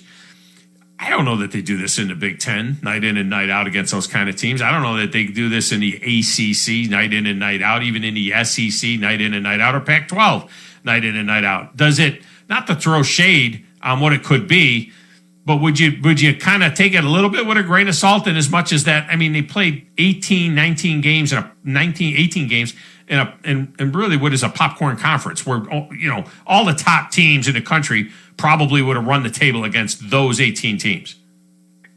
Yes, and I mean, I guess to be fair from a geographic standpoint, let's say you put Gonzaga in the Pac-12, all right? We can't say the SEC. Let's say it's just in the Pac-12 where they're located. That if you were to say, is Gonzaga better than Washington? Yes. Is Gonzaga better than Washington State? Yes. Is Gonzaga better than Arizona? Yes. Are they better than Arizona State? Yes. Are they better than Utah? Yes. Are they better than Stanford and Cal? Yes. I think there's no disputing they're better than all those teams.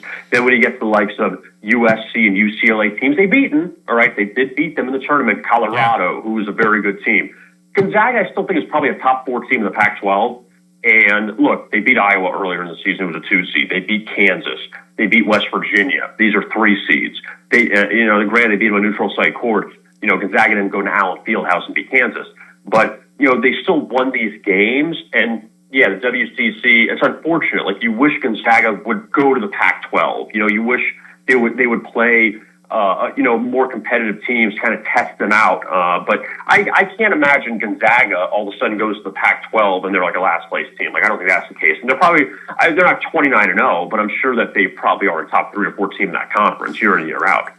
See, and my thing is, this is always the Clemson argument that I make, over their run over a depleted, when Florida State's down and Miami is not great, it's been a beaten up ACC. My thing isn't that they're not better than all of those teams. It's just when you're playing one on a Tuesday night in January and you're playing another one on a Saturday night in January and then you're playing in February, it's different when you got to do it night in and night out. Michigan gets dumped by Michigan State in a big game, like that in the middle of the season or whatever, or late in the Big Ten season, or Iowa is dumping Ohio State or something like that. It's not about who's better. It's about the grind. Yeah, they got up for the Iowa game. Yeah, but they only have a few of these games to get up for. I always say that about Clemson. Like, if Clemson was playing LSU one week and then the next week they played Georgia and then the week after that they played Auburn, they're liable to dump one of those games. It's one thing when you play these teams once a year and you get up for it, but it's another thing when you got to play it week in and week out. And that's where I wonder if Gonzaga, especially after what I saw against UCLA, where they wouldn't get tripped up 1 or 2 times at playing in the ACC or in the Pac-12 or wherever. But we'll never know, though. That's the problem. Never know. It's not their fault that the conference they're in. But also, even if you look at the football argument, that Alabama doesn't get tripped up by Kentucky in football because they're just better than them. They don't get tripped up by Vandy or some of these other teams because they're better than them. And the other teams, it's not they can't survive the grind, so they're just not as good. I mean, that's just kind of the way I look at it. And this is why Alabama and Georgia are always the best teams. And I guess you throw Florida in there. They're always the best teams every year because they have the best talent. And, I think that if Gonzaga, if you put them in against some of those other teams, you can't tell me Gonzaga isn't clearly better than, out of the 12 teams in the Pac-12, they're not clearly better than at least 6 of them. And others, maybe they're kind of on par with. But I just think that, it's kind of like then flip it around then. If you put Vanderbilt in the West Coast Conference, okay, are they running the table? I don't know if they're running the table necessarily. I mean, they're probably one of the better teams. I don't think they're running the table. Yeah. Kevin Rogers with us, Vegas Insider. All right, before I let you go, first weekend of Major League Baseball in the hopper. The Braves 0-3. Yeah, that's not good. How do you approach it? I know you're a seam head like Joe and I are seam heads, and you follow it very, very closely. When do you start making some sort of decisions, and how comfortable are you making picks really early in the season like this? We have the usual suspects, but on the other hand, things happen. How close are you watching it right now? And do you take anything out of what we've seen over the first weekend? I think you got to tread lightly, and like I always say, find your spots. I mean, look, the Braves are 0-3. The White Sox are 1-3. The A's are 0-4. I mean, you got some really good teams that have struggled out of the gate so far. I mean, Seattle being 2-1, okay, so what? I mean, but there's a long way to go. But there's a lot of good teams that haven't played well. I mean, the Dodgers are 3-1. That shouldn't be a surprise to anyone. But Tampa Bay's won 2 of the first 3, so the 2 teams from the World Series have started off well this year. But again, it's just don't go crazy early on. Just pick your spots and try to find situations, even for even middle of the road teams as well. And that's all you can do. That. I don't think you got to give it a month. Like, I think there's opportunities every day. It's just about find those 1 or 2 opportunities and try to pounce on those as opposed to waiting, because if you wait so long, you're missing out on opportunities and then, you lose out on some advantages. Yeah, I like to look at the pitchers. I mean, you can only take one start at a time, so you see them once a week. But, you got to have a first good start that put together a string of good starts. And, being a Yankee fan, I looked at the way Corey Kluber pitched, and I said, wow, that was pretty interesting. That was good, and, there was a lot of talk about managing him and all that kind of stuff and just, kind of slow playing him until the playoffs. That's why they got him and all of that. But when you see something like that, you say, well, okay, then maybe – you know what you're going to get with Garrett Cole. If Kluber can pitch like that, and then the guys can back him up behind that, then you start to you start to build a staff that way, if you will. Yeah, definitely. And look, the Yankees got a bit of a slow start. But, I mean, Toronto's a good team, so I can't really blame them for losing those games to the Blue Jays. Who again are a team that can be talked about to be in the playoffs potentially this year. And look, the Yankees get the 3-0 Orioles coming to town, so hopefully they'll get tripped up by the Orioles this week. Yeah, I'm sure you would say that. I feel you there. I feel you there. All right, man. I think the Atlanta-Washington game, Joe, was postponed today, right? I mean, yes, their first game is going to be tomorrow. So Washington hasn't played a game yet. No. Scherzer's going to start whatever game is going to be their first game. Whenever they play, Scherzer will start. Is he doing side throwing or anything? He's got to do bullpen sessions. Crazy. All right, Kevin. I appreciate you, man. Follow him at VegasInsider.com. He's got the picks for you in baseball, and he'll pick for you tonight. Are you going to put this out there? You say it's a toss-up. Do you feel like you have to make a pick for your clients, or do you let it go and say, no, you know what? Enjoy the game. I'm not giving you a pick here. I don't want to put my ass on a line of game that I could. It's a toss-up. Yeah, I mean, it is. I mean, the day is young. I mean, let me look at some more stuff. But it's a tough one, man. I mean, it's really, look, they're both really good teams. And, if you went into, like, Saturday's game against UCLA, you say, okay, are people overvaluing Gonzaga, blah, blah, blah. Yeah, I mean, you see the difference. I mean, is there a big difference between Gonzaga and Baylor? I mean, I really don't think so. I mean, but again, that doesn't mean either that Gonzaga doesn't win the game by 5 or 6 points tonight, and it's a close game all throughout. You have fouls at the end, and guys hit free throws and win by 6. It still could be a close game, but you still lose if you have the points with Baylor. So, yeah, it can still be a toss-up, and Gonzaga can still win the game. Yeah, I'm feeling Baylor. It's weird. I pull for Gonzaga, I think. But I'm feeling Baylor. I don't know. I don't have a dog in a fight. I'll lay off of it. Although I like the 4.5 points, man. I think it's going to be a close game. I think it's going to be a good basketball game. All right, man. Appreciate you as always. Good stuff. All right, see you. Thanks. Bye. Joe, why is Brandon chirping on you from Orlando? He said, hey, Joe, the big guns are out here at the water park. I don't know what that means. What are big guns? Big guns means arms. Means he's showcasing the guns. Oh, he's got the 16-inch pythons. Is that what he's saying? Basically, the 14-inch pythons is he rocking? But read the next one. Read the next comment. Party in the USA just came on at the pool, and most of the women are singing it. Can't post videos on here. What's Party in the USA? That is Miley Cyrus, my friend. Is it a teeny bopper song? Is it like Wrecking Ball or something like that? No, well, it is a pop song. It's probably outside of Wrecking Ball. That may be her biggest hit. Wrecking Ball was number 1. Party in the USA was number 2. She's terrible, just awful. Just awful. I wonder if Billy Ray is proud of her or is embarrassed by her. Oh, he's absolutely proud of her. Look at her. Look, she is She's a big star. Well, no, she's a big star, but she's also one of these like child stars that didn't go off and die at the age of 27 or something like that, where her career went downhill. Her career's still going. Well, it's interesting. I never watched the Hannah Montana. I know my boys had a crush on her and everything, but she wasn't a singer on that show, right? She was just an actress. No, she was a little girl that sang? Yeah, because that's the whole Hannah Montana thing. And guys, how do I know this?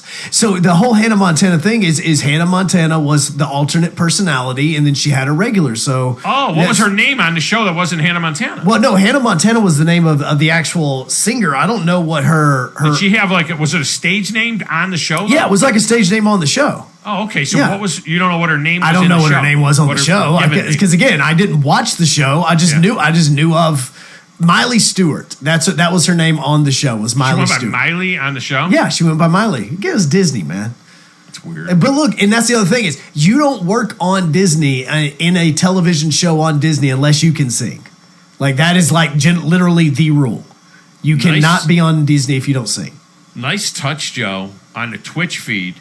Joe has got the show logo on top. Is that new? That's I just added that today.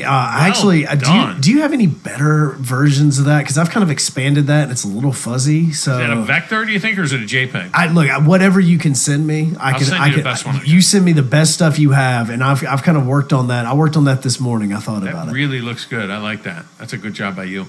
I hope more people start to take it in, on Twitch and on the other video platforms. I went to retweet it, Joe. I didn't see it. Did you forget to Twitter it today? No, it's tweeted because I tagged both of us in it. You tagged me in it? Yeah, I tagged both of us in it. Yeah, it's right there. Thom Abraham Show with Joe Hunk. It's right there at the top. Next to 10 a.m. But that's not the Twitch feed. That's just the promo for the show. Check it again. Yeah, no, seriously. Like look, there it is right there. It's rolling. I don't see it. That's weird. I'm looking at my notifications and I don't see it anywhere. Oh, okay. Maybe like the tweet I was in. Yeah, there it is. See? I had to tweet. I had to click on somebody else's to get it done. Well, I'll retweet it now anyway, even though it's late. Rudy Reyes retweeted it, and so I did that, but I didn't see it in my own notifications. All right, let's get a break. When we come back, Let's talk some Alabama football. They had their first scrimmage. Joey Blackwell will join us from Bama Central, and we'll get his thoughts on that, plus the passing of Cameron Luke Ratliff and his thoughts on him as well. Next, right here, 97.7 ESPN The Zone.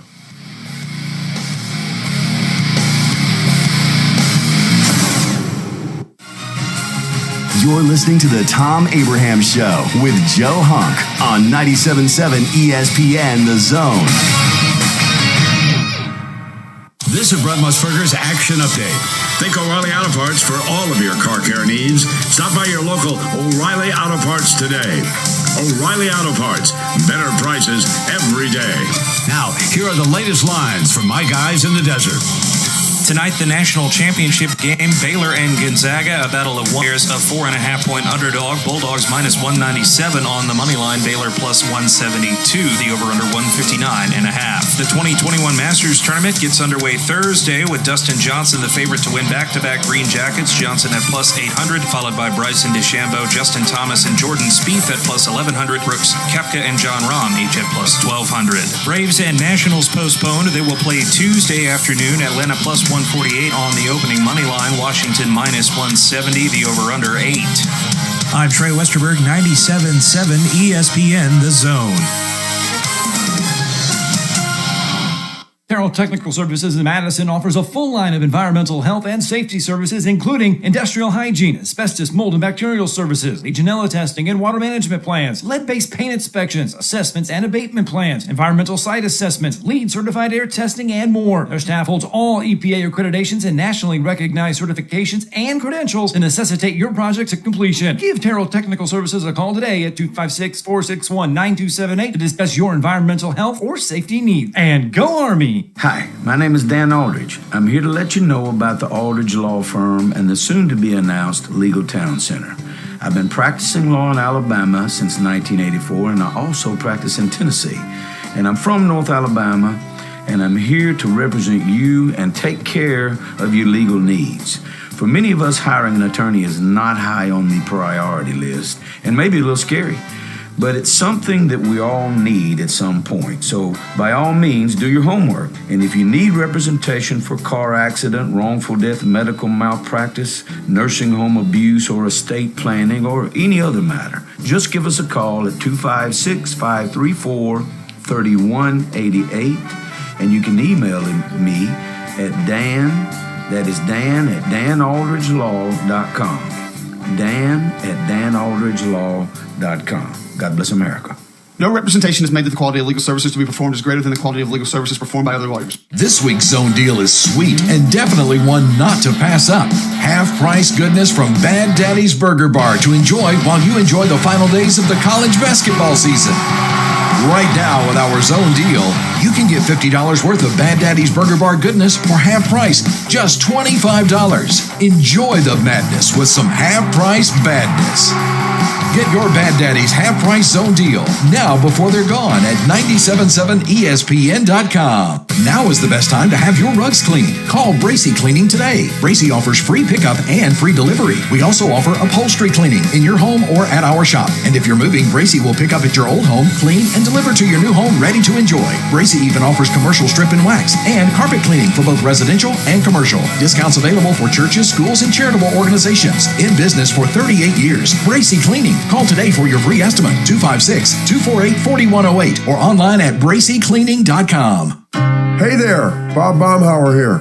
I hope all of you are well. These are trying times we're experiencing right now, and I want you to know that we at Baumhauer's are committed more than ever to providing a legendary dining experience to everyone. Everyone is important to us, and everyone is welcome. Please allow us to serve you in a way that makes you feel safe, appreciated, welcome, and special. Because we're all special in the eyes of the ones and the one that counts. God bless. The PGA Tour's Corn Ferry Tour is coming to the Rocket City. Join us at the Ledges for the inaugural Huntsville Championship, April 29th through May 2nd. Experience the beauty and drama of the course firsthand. Witness golf's rising stars chase their PGA Tour dreams. Cheer on the future of golf up close and personal. Tickets are on sale now at HuntsvilleChampionship.com. From From the WZDX Pinpoint Weather Center, I'm meteorologist Emily Owen. For this Monday, expect plenty of sunshine. High temperatures will be topping out at near 75 degrees for the afternoon and will be remaining dry. For your Monday night, expect a mostly clear sky. Low temperatures will fall into the lower 50s for the overnight. I'm meteorologist Emily Owen on your home for ESPN Radio 97.7 ESPN, The Zone. This is Chuck Oliver. Listen to me coming up today at noon. Now back to the Thom Abraham Show on 97.7 ESPN The Zone.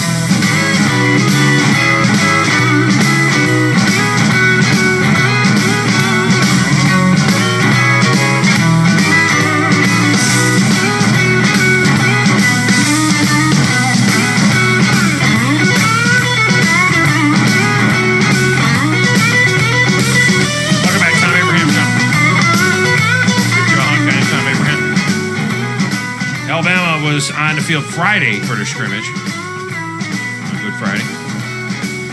From all reports, it seemed like it was a good scrimmage. It's interesting. Some of the stuff you read, hear about, how good Bryce Young looked, and then I talked to some other people that were there, and they're like, he's got a ways to go. So I don't know. This segment show is brought to you by TOC Sports. For all your injury needs, sports or otherwise, it's TOC Sports. TOC does a tremendous job and has for over 20 years.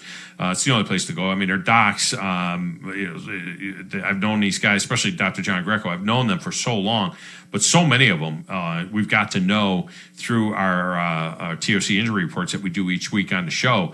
And I've got to know so many of them, and I'm just so impressed every time I talk to any of them. Remember, it doesn't have to be a sports injury for you to see a doc at TOC. The Orthopedic Center is the Orthopedic Center, and then there's TOC Sports. So there's that as well. And most of the high schools, plus the Huntsville Havoc, Alabama A&M, all use TOC Sports. You should do the same.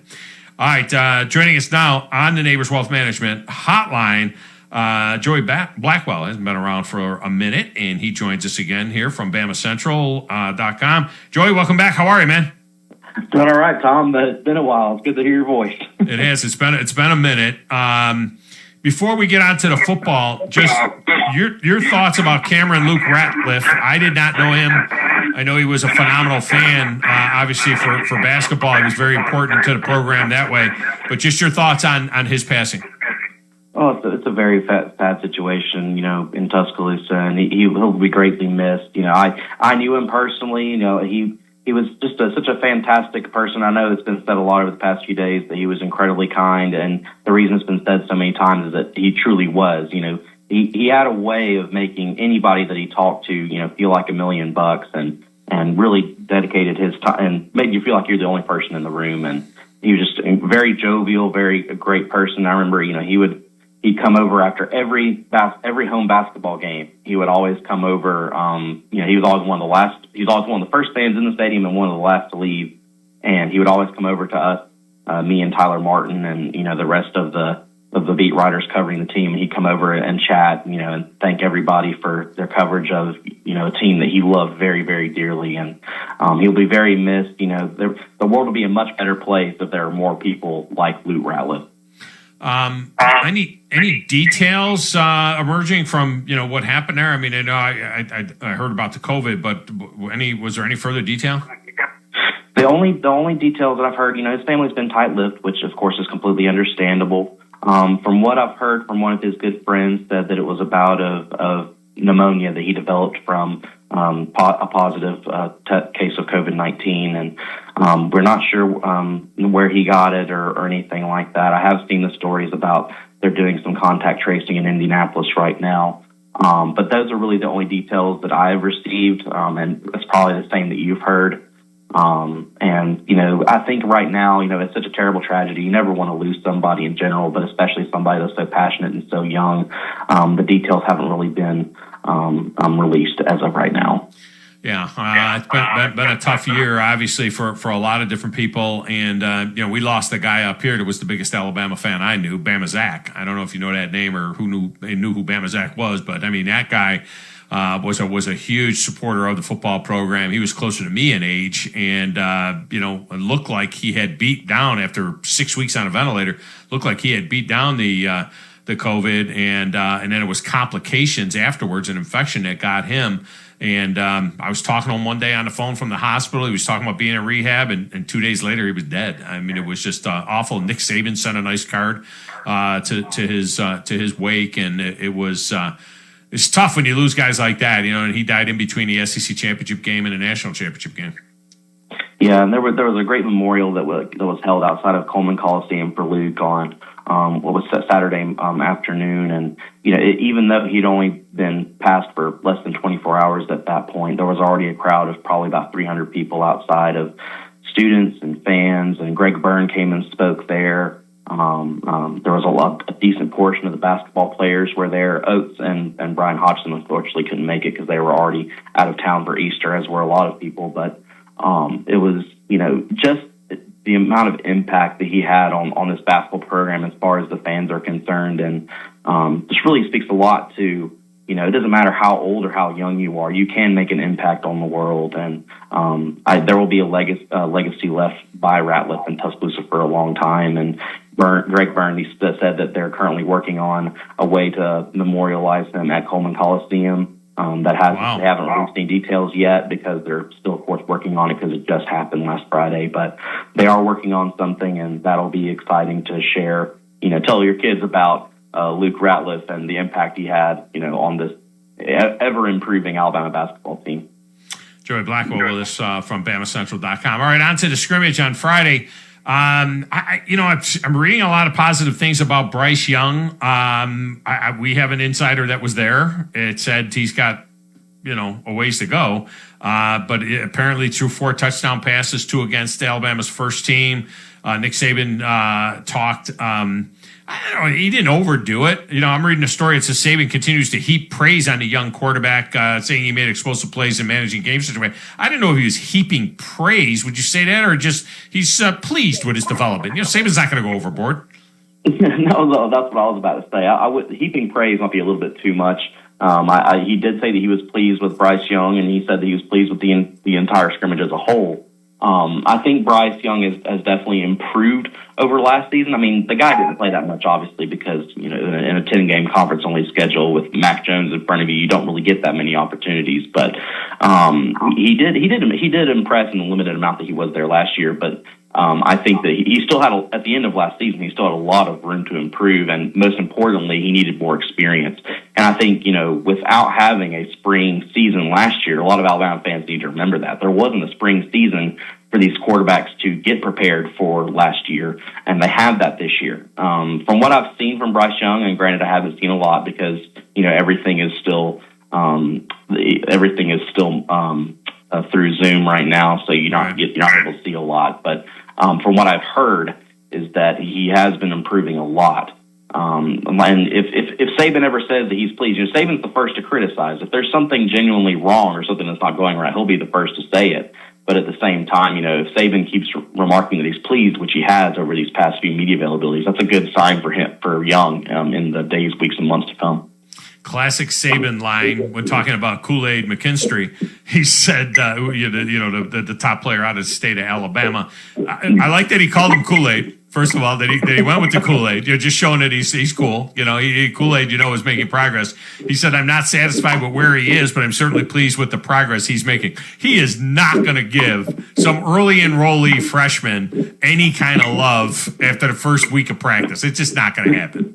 No, and it's the same we saw with Saban and Will Anderson Jr. last year. Of course, the freshman linebacker that came in and wreaked havoc in the later half of the season. Even though he played such an integral role in Alabama's defense, Saban still didn't say a lot about him. And I think we're seeing that now with Kool-Aid. And you're right. It was funny because when the question was asked, Kool-Aid wasn't even mentioned. It was just Quincy McKinstry, his name, and then Saban just immediately referred to him as Kool-Aid. That's always humorous. Yeah, no, that's good stuff. I assume it's red Kool-Aid, right? I mean, let's be honest. It's got to be. Now that he's with the Tide, it better be red Kool-Aid. Offensive line. Alabama has had a history of significant playing time for freshman offensive line, even tackles. They'll play the right tackle spot as a freshman, then they'll jump over to the left tackle spot. All of that kind of stuff. This offensive line last year was one of the historic ones. They won the Joe Moore, they won the Outland, they won the Remington. They pretty much cleaned up all the big awards. But they had this incredible freshman class now coming in this year. This recruiting class may be one of the great offensive line recruiting classes ever. But what about J.C. Latham, Tommy Brockmeyer? I don't think we're going to see James this year, but Tommy Brockmeyer, J.C. Latham, what are the chances either one or both are going to work their way into the starting lineup? Don't even have to talk about the huge amount of leadership that's leaving this year, and Landon Dickerson, Alex Leatherwood, Deontay Brown. But incoming, you do have Chris Owens returning, which right now, one of the big questions with this offensive line is where is he going to start? Because of course Chris Owens took over at center when Dickerson went down in Florida with that knee injury, and did a fantastic job. In those for not having played center yet that season, he did a great job, but. With that question, you still have J.C. Latham and Tommy Brockmeyer. It would not surprise me that both of them get to start this season. I mean, they're both 5 stars. They're both excellent at their position, both great tackles. It wouldn't surprise me. Now, at the same time, I think we won't get answers to that. As you were saying at the top of this segment, talking about how it's really too early in the spring to predict who the starters are going to be, especially from the media right now, because we haven't actually seen them on the field. But these two guys are outstanding. It will not surprise me. With James Brockmeyer, I think that, especially with Chris Owens coming back, I think we won't see him start this year. But between his brother Tommy and Latham, it's not going to surprise me to see these guys start, especially with the talent that they had in high school compared to some of the, sophomore returners. So as of right now, I have Chris Owens, obviously, understandably, a starter day one this coming season, and then Latham and Tommy there as well. What are you hearing about the running backs? It's a packed running back room as always. Big shoes to fill there with Najee Harris going off to the NFL. But what are you hearing out of those guys? From what I've heard so far, it's Brian Robinson's world, and we're just, we're just living in it. Brian Robinson, from what I've heard, is doing very well in practice, as is Drew Sanders is doing well. In addition, you have Keelan Robinson coming back to just a lot of phenomenal talent in that stable, and it's just another. It's just another year for Alabama running backs. The past few seasons, you've had some incredibly talented backs, and Najee Harris was no exception. Him leaving is going to, leave a big hole, but at the same time, Brian Robinson is more than capable of stepping up to it. I mean, we all watched the second half of that national championship game and what he was able to do. He reminded me almost of Derrick Henry, a smaller Derrick Henry, the way that he was able to just physically pound the ball and just run over, granted, a tired Ohio State defense, but still one of the top defenses in the country. And looking forward to seeing him. I think that I don't think there will be a lot of people are saying, oh, maybe they'll split carries this year. I don't really see that. I mean, it's Alabama. They will split carries in the garbage time of the game and later on in the game. But I think that in the first half of each game, it's not going to surprise me that it's going to be dominated by Brian Robinson. What about Trey Sanders in the injury? I mean, it's been bugging him for 2 years now, and he's a guy that there was so much hype about when he first showed up. And as you said, Keelan Robinson, he's an explosive guy. And don't forget, Camar Wheaton is going to show up in the fall. And there's another guy that's a smaller guy, a 5'11", 190-pound, scat bag type guy, which will give them other opportunities. But what about Trey Sanders? Yeah, sorry, I think I said Drew Sanders earlier by accident. I meant Trey Sanders. Trey Sanders, I think one of the problems with Trey Sanders is that you're right. He has been injured, and since he's been injured, he hasn't been able to garner the game experience that we've seen from these other backs be able to do over the past couple of seasons. I could see Trey Sanders splitting carries with Robinson, but I think that honestly, Robinson gets the starting job, and I could see Sanders running it in like the fourth quarter, and maybe as he gets that game experience over the first half of the season, I can see him being more fully implemented into the offense. But right now, I think Saban was a guy that really loves experienced players on his team and veterans, and so I think as of right now, you have to lean towards Robinson and both Keelan and Brian, and the experience that they bring, especially after last season when it was a 10-game All-SEC schedule. A season's not going to get any more difficult than that, and what they were able to do alongside Najee Harris. But as of right now, I think Sanders, in a way, I mean, he lit the world on fire when he was in high school. I mean, the dude's got talent, but I expect the Saban to kind of utilize him in a role to gain experience heading into next season in 2022. Right. And then finally, you got the number 2 receiver in the country and Ja'Cory Brooks. We've seen, obviously, them use freshman receivers. We had the big 3 there a few years ago out there winning a national championship. When you look at Ja'Cory Brooks, expectation on that big guy getting in there, 6'3", 185-pounder, does he look like he could be game ready now? Oh, absolutely. Especially he has a huge advantage with, Mechie hasn't been able to practice too much in the spring. And I think that's going to allow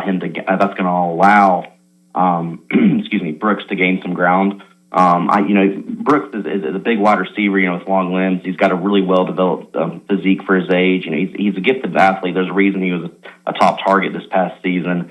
He fires out of the stance with stretch the field stride. He's also flexible in the upper body. I think he's exactly what Alabama is looking for when they look for wide receivers.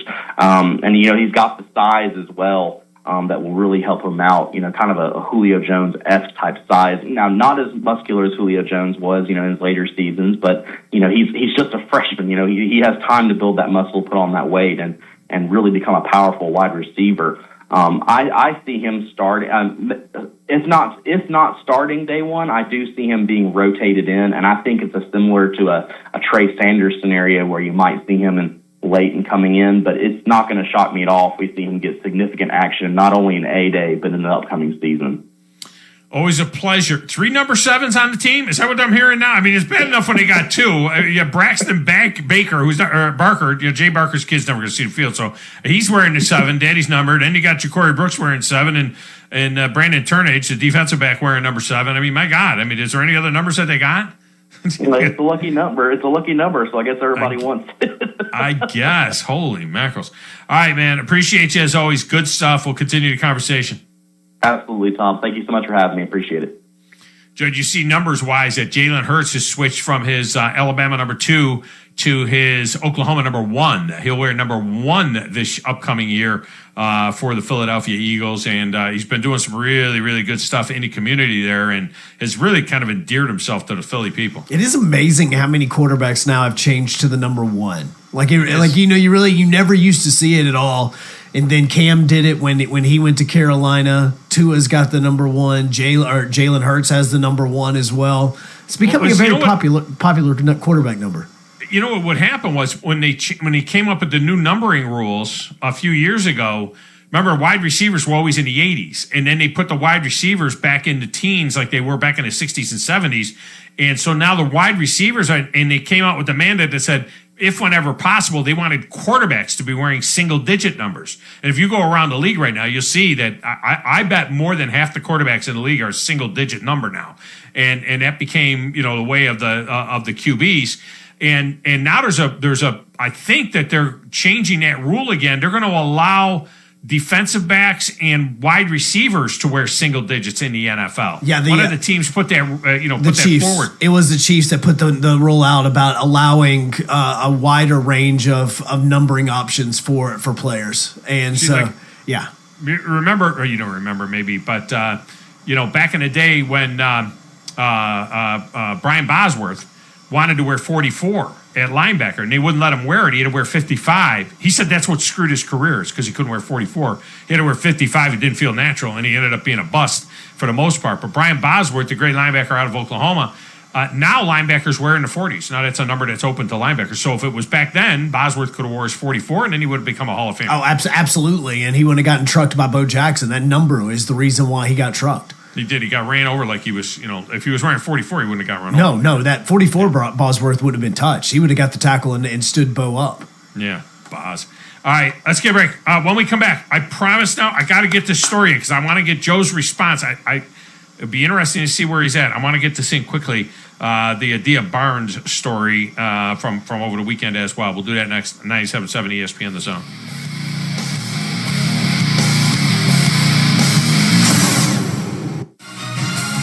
You're listening to the Thom Abraham Show with Joe Hunk on 97.7 ESPN The Zone.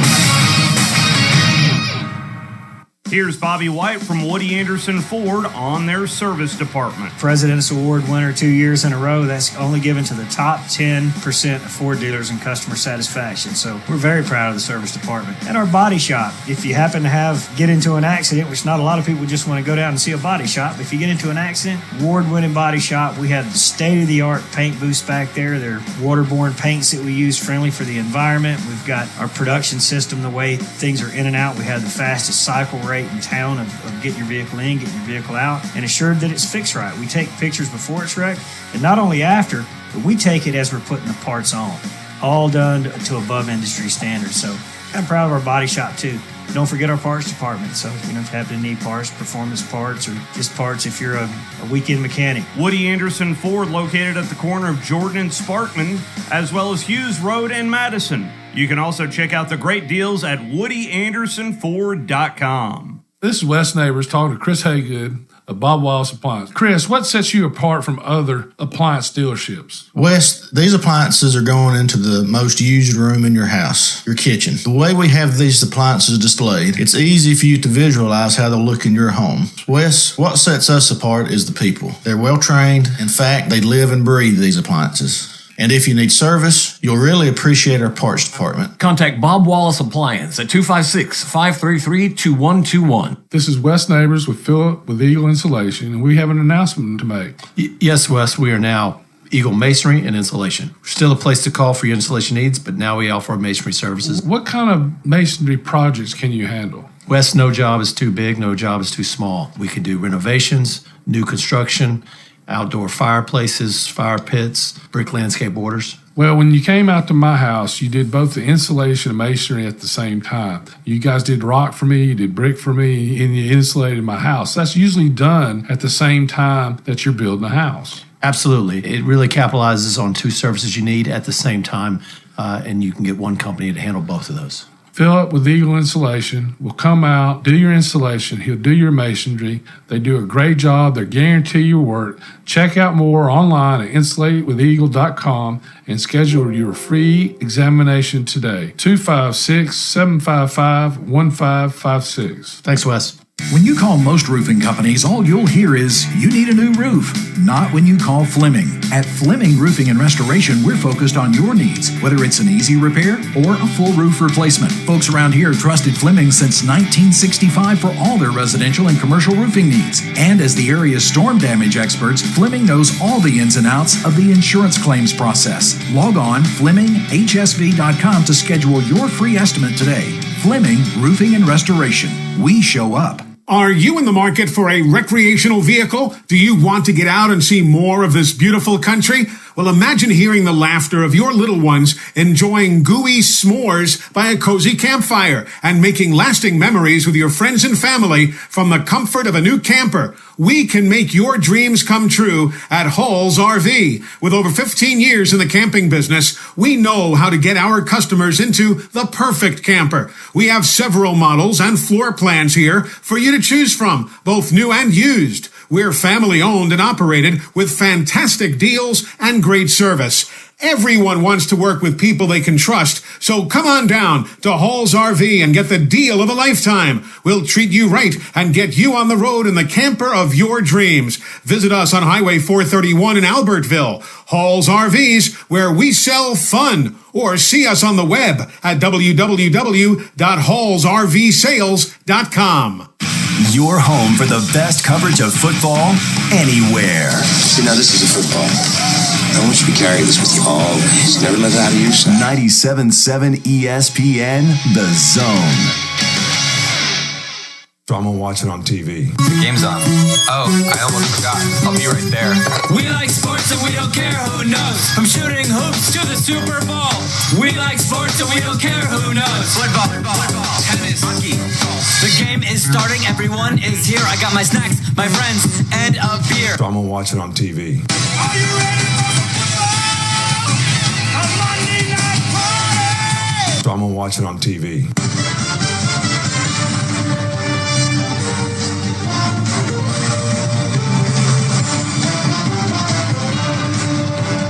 So I'm gonna watch it on TV. Welcome back, Thom Abraham Show. My pick to watch tonight on TV. Philadelphia and Boston in a very important hockey game in the NHL, and that is coming up tonight at 6 o'clock. You might want to check that out. No Braves today as that game was postponed as well. I'm not sure what's going on in the association yet. I'm not ready yet, Joe. And, of course, obviously the thing that we're watching first and foremost is the national championship game in college basketball. But that'll be after the hockey game, believe it or not. The hockey game is like 6. What time do you think they're tipping a basketball game, Joe? It'll probably be, I believe, like 7:30, knowing them. Oh, that early? Okay. Yeah, like it is scheduled. Actually, correction, it's scheduled for 8:20. So, yeah. 8:20 our time. 8:20 our time. In the East. I mean, yeah. God. It's like the middle of the night over. Yeah, it is. So that's going to be good. So you actually get an opportunity to watch the Battle of New York between the Knicks and the Nets. Knicks and the Nets go tonight? Yeah, Knicks and Nets go tonight on NBA TV. And now that I actually have unfortunately had to swap my cable providers or my... You did it. You went and did it. I had to, which I probably shouldn't have because the Braves haven't won since I did it. But I can actually watch Preds games now as well. So I get to catch up on all those even though the Preds aren't playing tonight. Yeah, but they've been good. They've been hot, and they play Detroit tomorrow. Go figure. I don't think they've played Detroit more than, 15 times this year. They're basically, their whole season is nothing but playing Chicago and Detroit. That's all their season is playing those two teams. Adia, is that how you're saying her name? Adia Barnes, right? She's the basketball coach, Joe, at Arizona. We don't pay attention to women's basketball, but she's the basketball coach. Saturday night, after her team upset UConn by 10, 69-59, she was in the huddle, the post-game huddle with her team, and they were celebrating, and she fired a middle finger and dropped an F-bomb, basically saying, F everybody else, and threw the middle finger up there because, her team had been, nobody believed in them except for themselves, all that kind of stuff, and so on. And she said that she thought she was sharing a private moment with her team after pulling the upset. I honestly had a moment with my team, and I thought it was a more intimate huddle. I said something to my team I truly felt, and I know they felt, and it just appeared differently on TV. Let me just say this about that, Joe. Having been a college coach, you are a faculty member, okay? That's what college coaching is. You are still a teacher. And there is a certain amount of class and decorum that you should be passing along to your students. And for you to go in the huddle because you upset a team and everybody's been against you, for you to throw the middle finger and drop an F-bomb, what are you teaching? I mean, what do you tell you? Are you playing street ball? Is this a WNBA? Are you a college coach? There's no excuse. And I'm going to say this too, Joe. For her to say, well, I thought it was a private moment with my team. Oh, so in other words, you're somebody else when it's public. And Joe, there's a saying. You are who you are when nobody is watching. When nobody is watching, what do you do? Now, her team was watching, and it turned out a national audience was watching. But to me, this is crap. I'll be honest with you. I'm very, very disappointed. And as a college coach, you just don't do that. Even if you've been ridiculed and beat down, there's a better way to communicate that than throwing a middle finger and dropping an F-bomb on your team. Wasn't this also towards the NCAA and ESPN for not putting them in the montage and all that sort of stuff? I'll be honest, I probably would have said the same thing. I probably would have. You can think it, you can feel it, and there's a way to say it. Even if you say, you know what, screw everybody else out there. They don't care about us. They don't put us in the thing. We don't need to be in their promo. There's ways to communicate that, Joe, without throwing a middle finger and dropping an F-bomb. You are a teacher. You are a faculty member. Do you think that the guy in the math class, when his math genius does something and wins some contest or whatever, throws a middle finger at everybody and says, you know what, F all of them. I got the brightest math kid in the college. No, you got to think like a teacher. Let me ask, do you think that exact phrase has not been used in a college football locker room at some point in time during this football season? I'm sure it has been, and I would certainly chastise those coaches the same way I'm chastising her. All I know is that we didn't cuss. The head coach that I coached for, that I was an assistant for, he's the one that said to me at the time, a 28, 29-year-old coach, said to me, look, I don't want to hear you cussing at your players because you are faculty members of this school. And you don't talk that way to the players. You figure out a more intelligent way to get your point across. You don't have to cuss at the players. And it's a matter of class, Joe. I think it's a matter of class. Got him fired up, though. Yeah, well. By the way, Wednesday, Braves and Nationals doubleheader starting at noon. Didn't help them. It didn't help them on the court against Stanford to beat them. Okay. Doubleheader at noon. Braves and Nationals. I like that. On Wednesday. Not tomorrow, Wednesday. All right, that's going to do it for us. Chuck Oliver is next. Then Paul Feinbaum and The Drive on 97.7 ESPN The Zone. This is Wes Neighbors sitting here with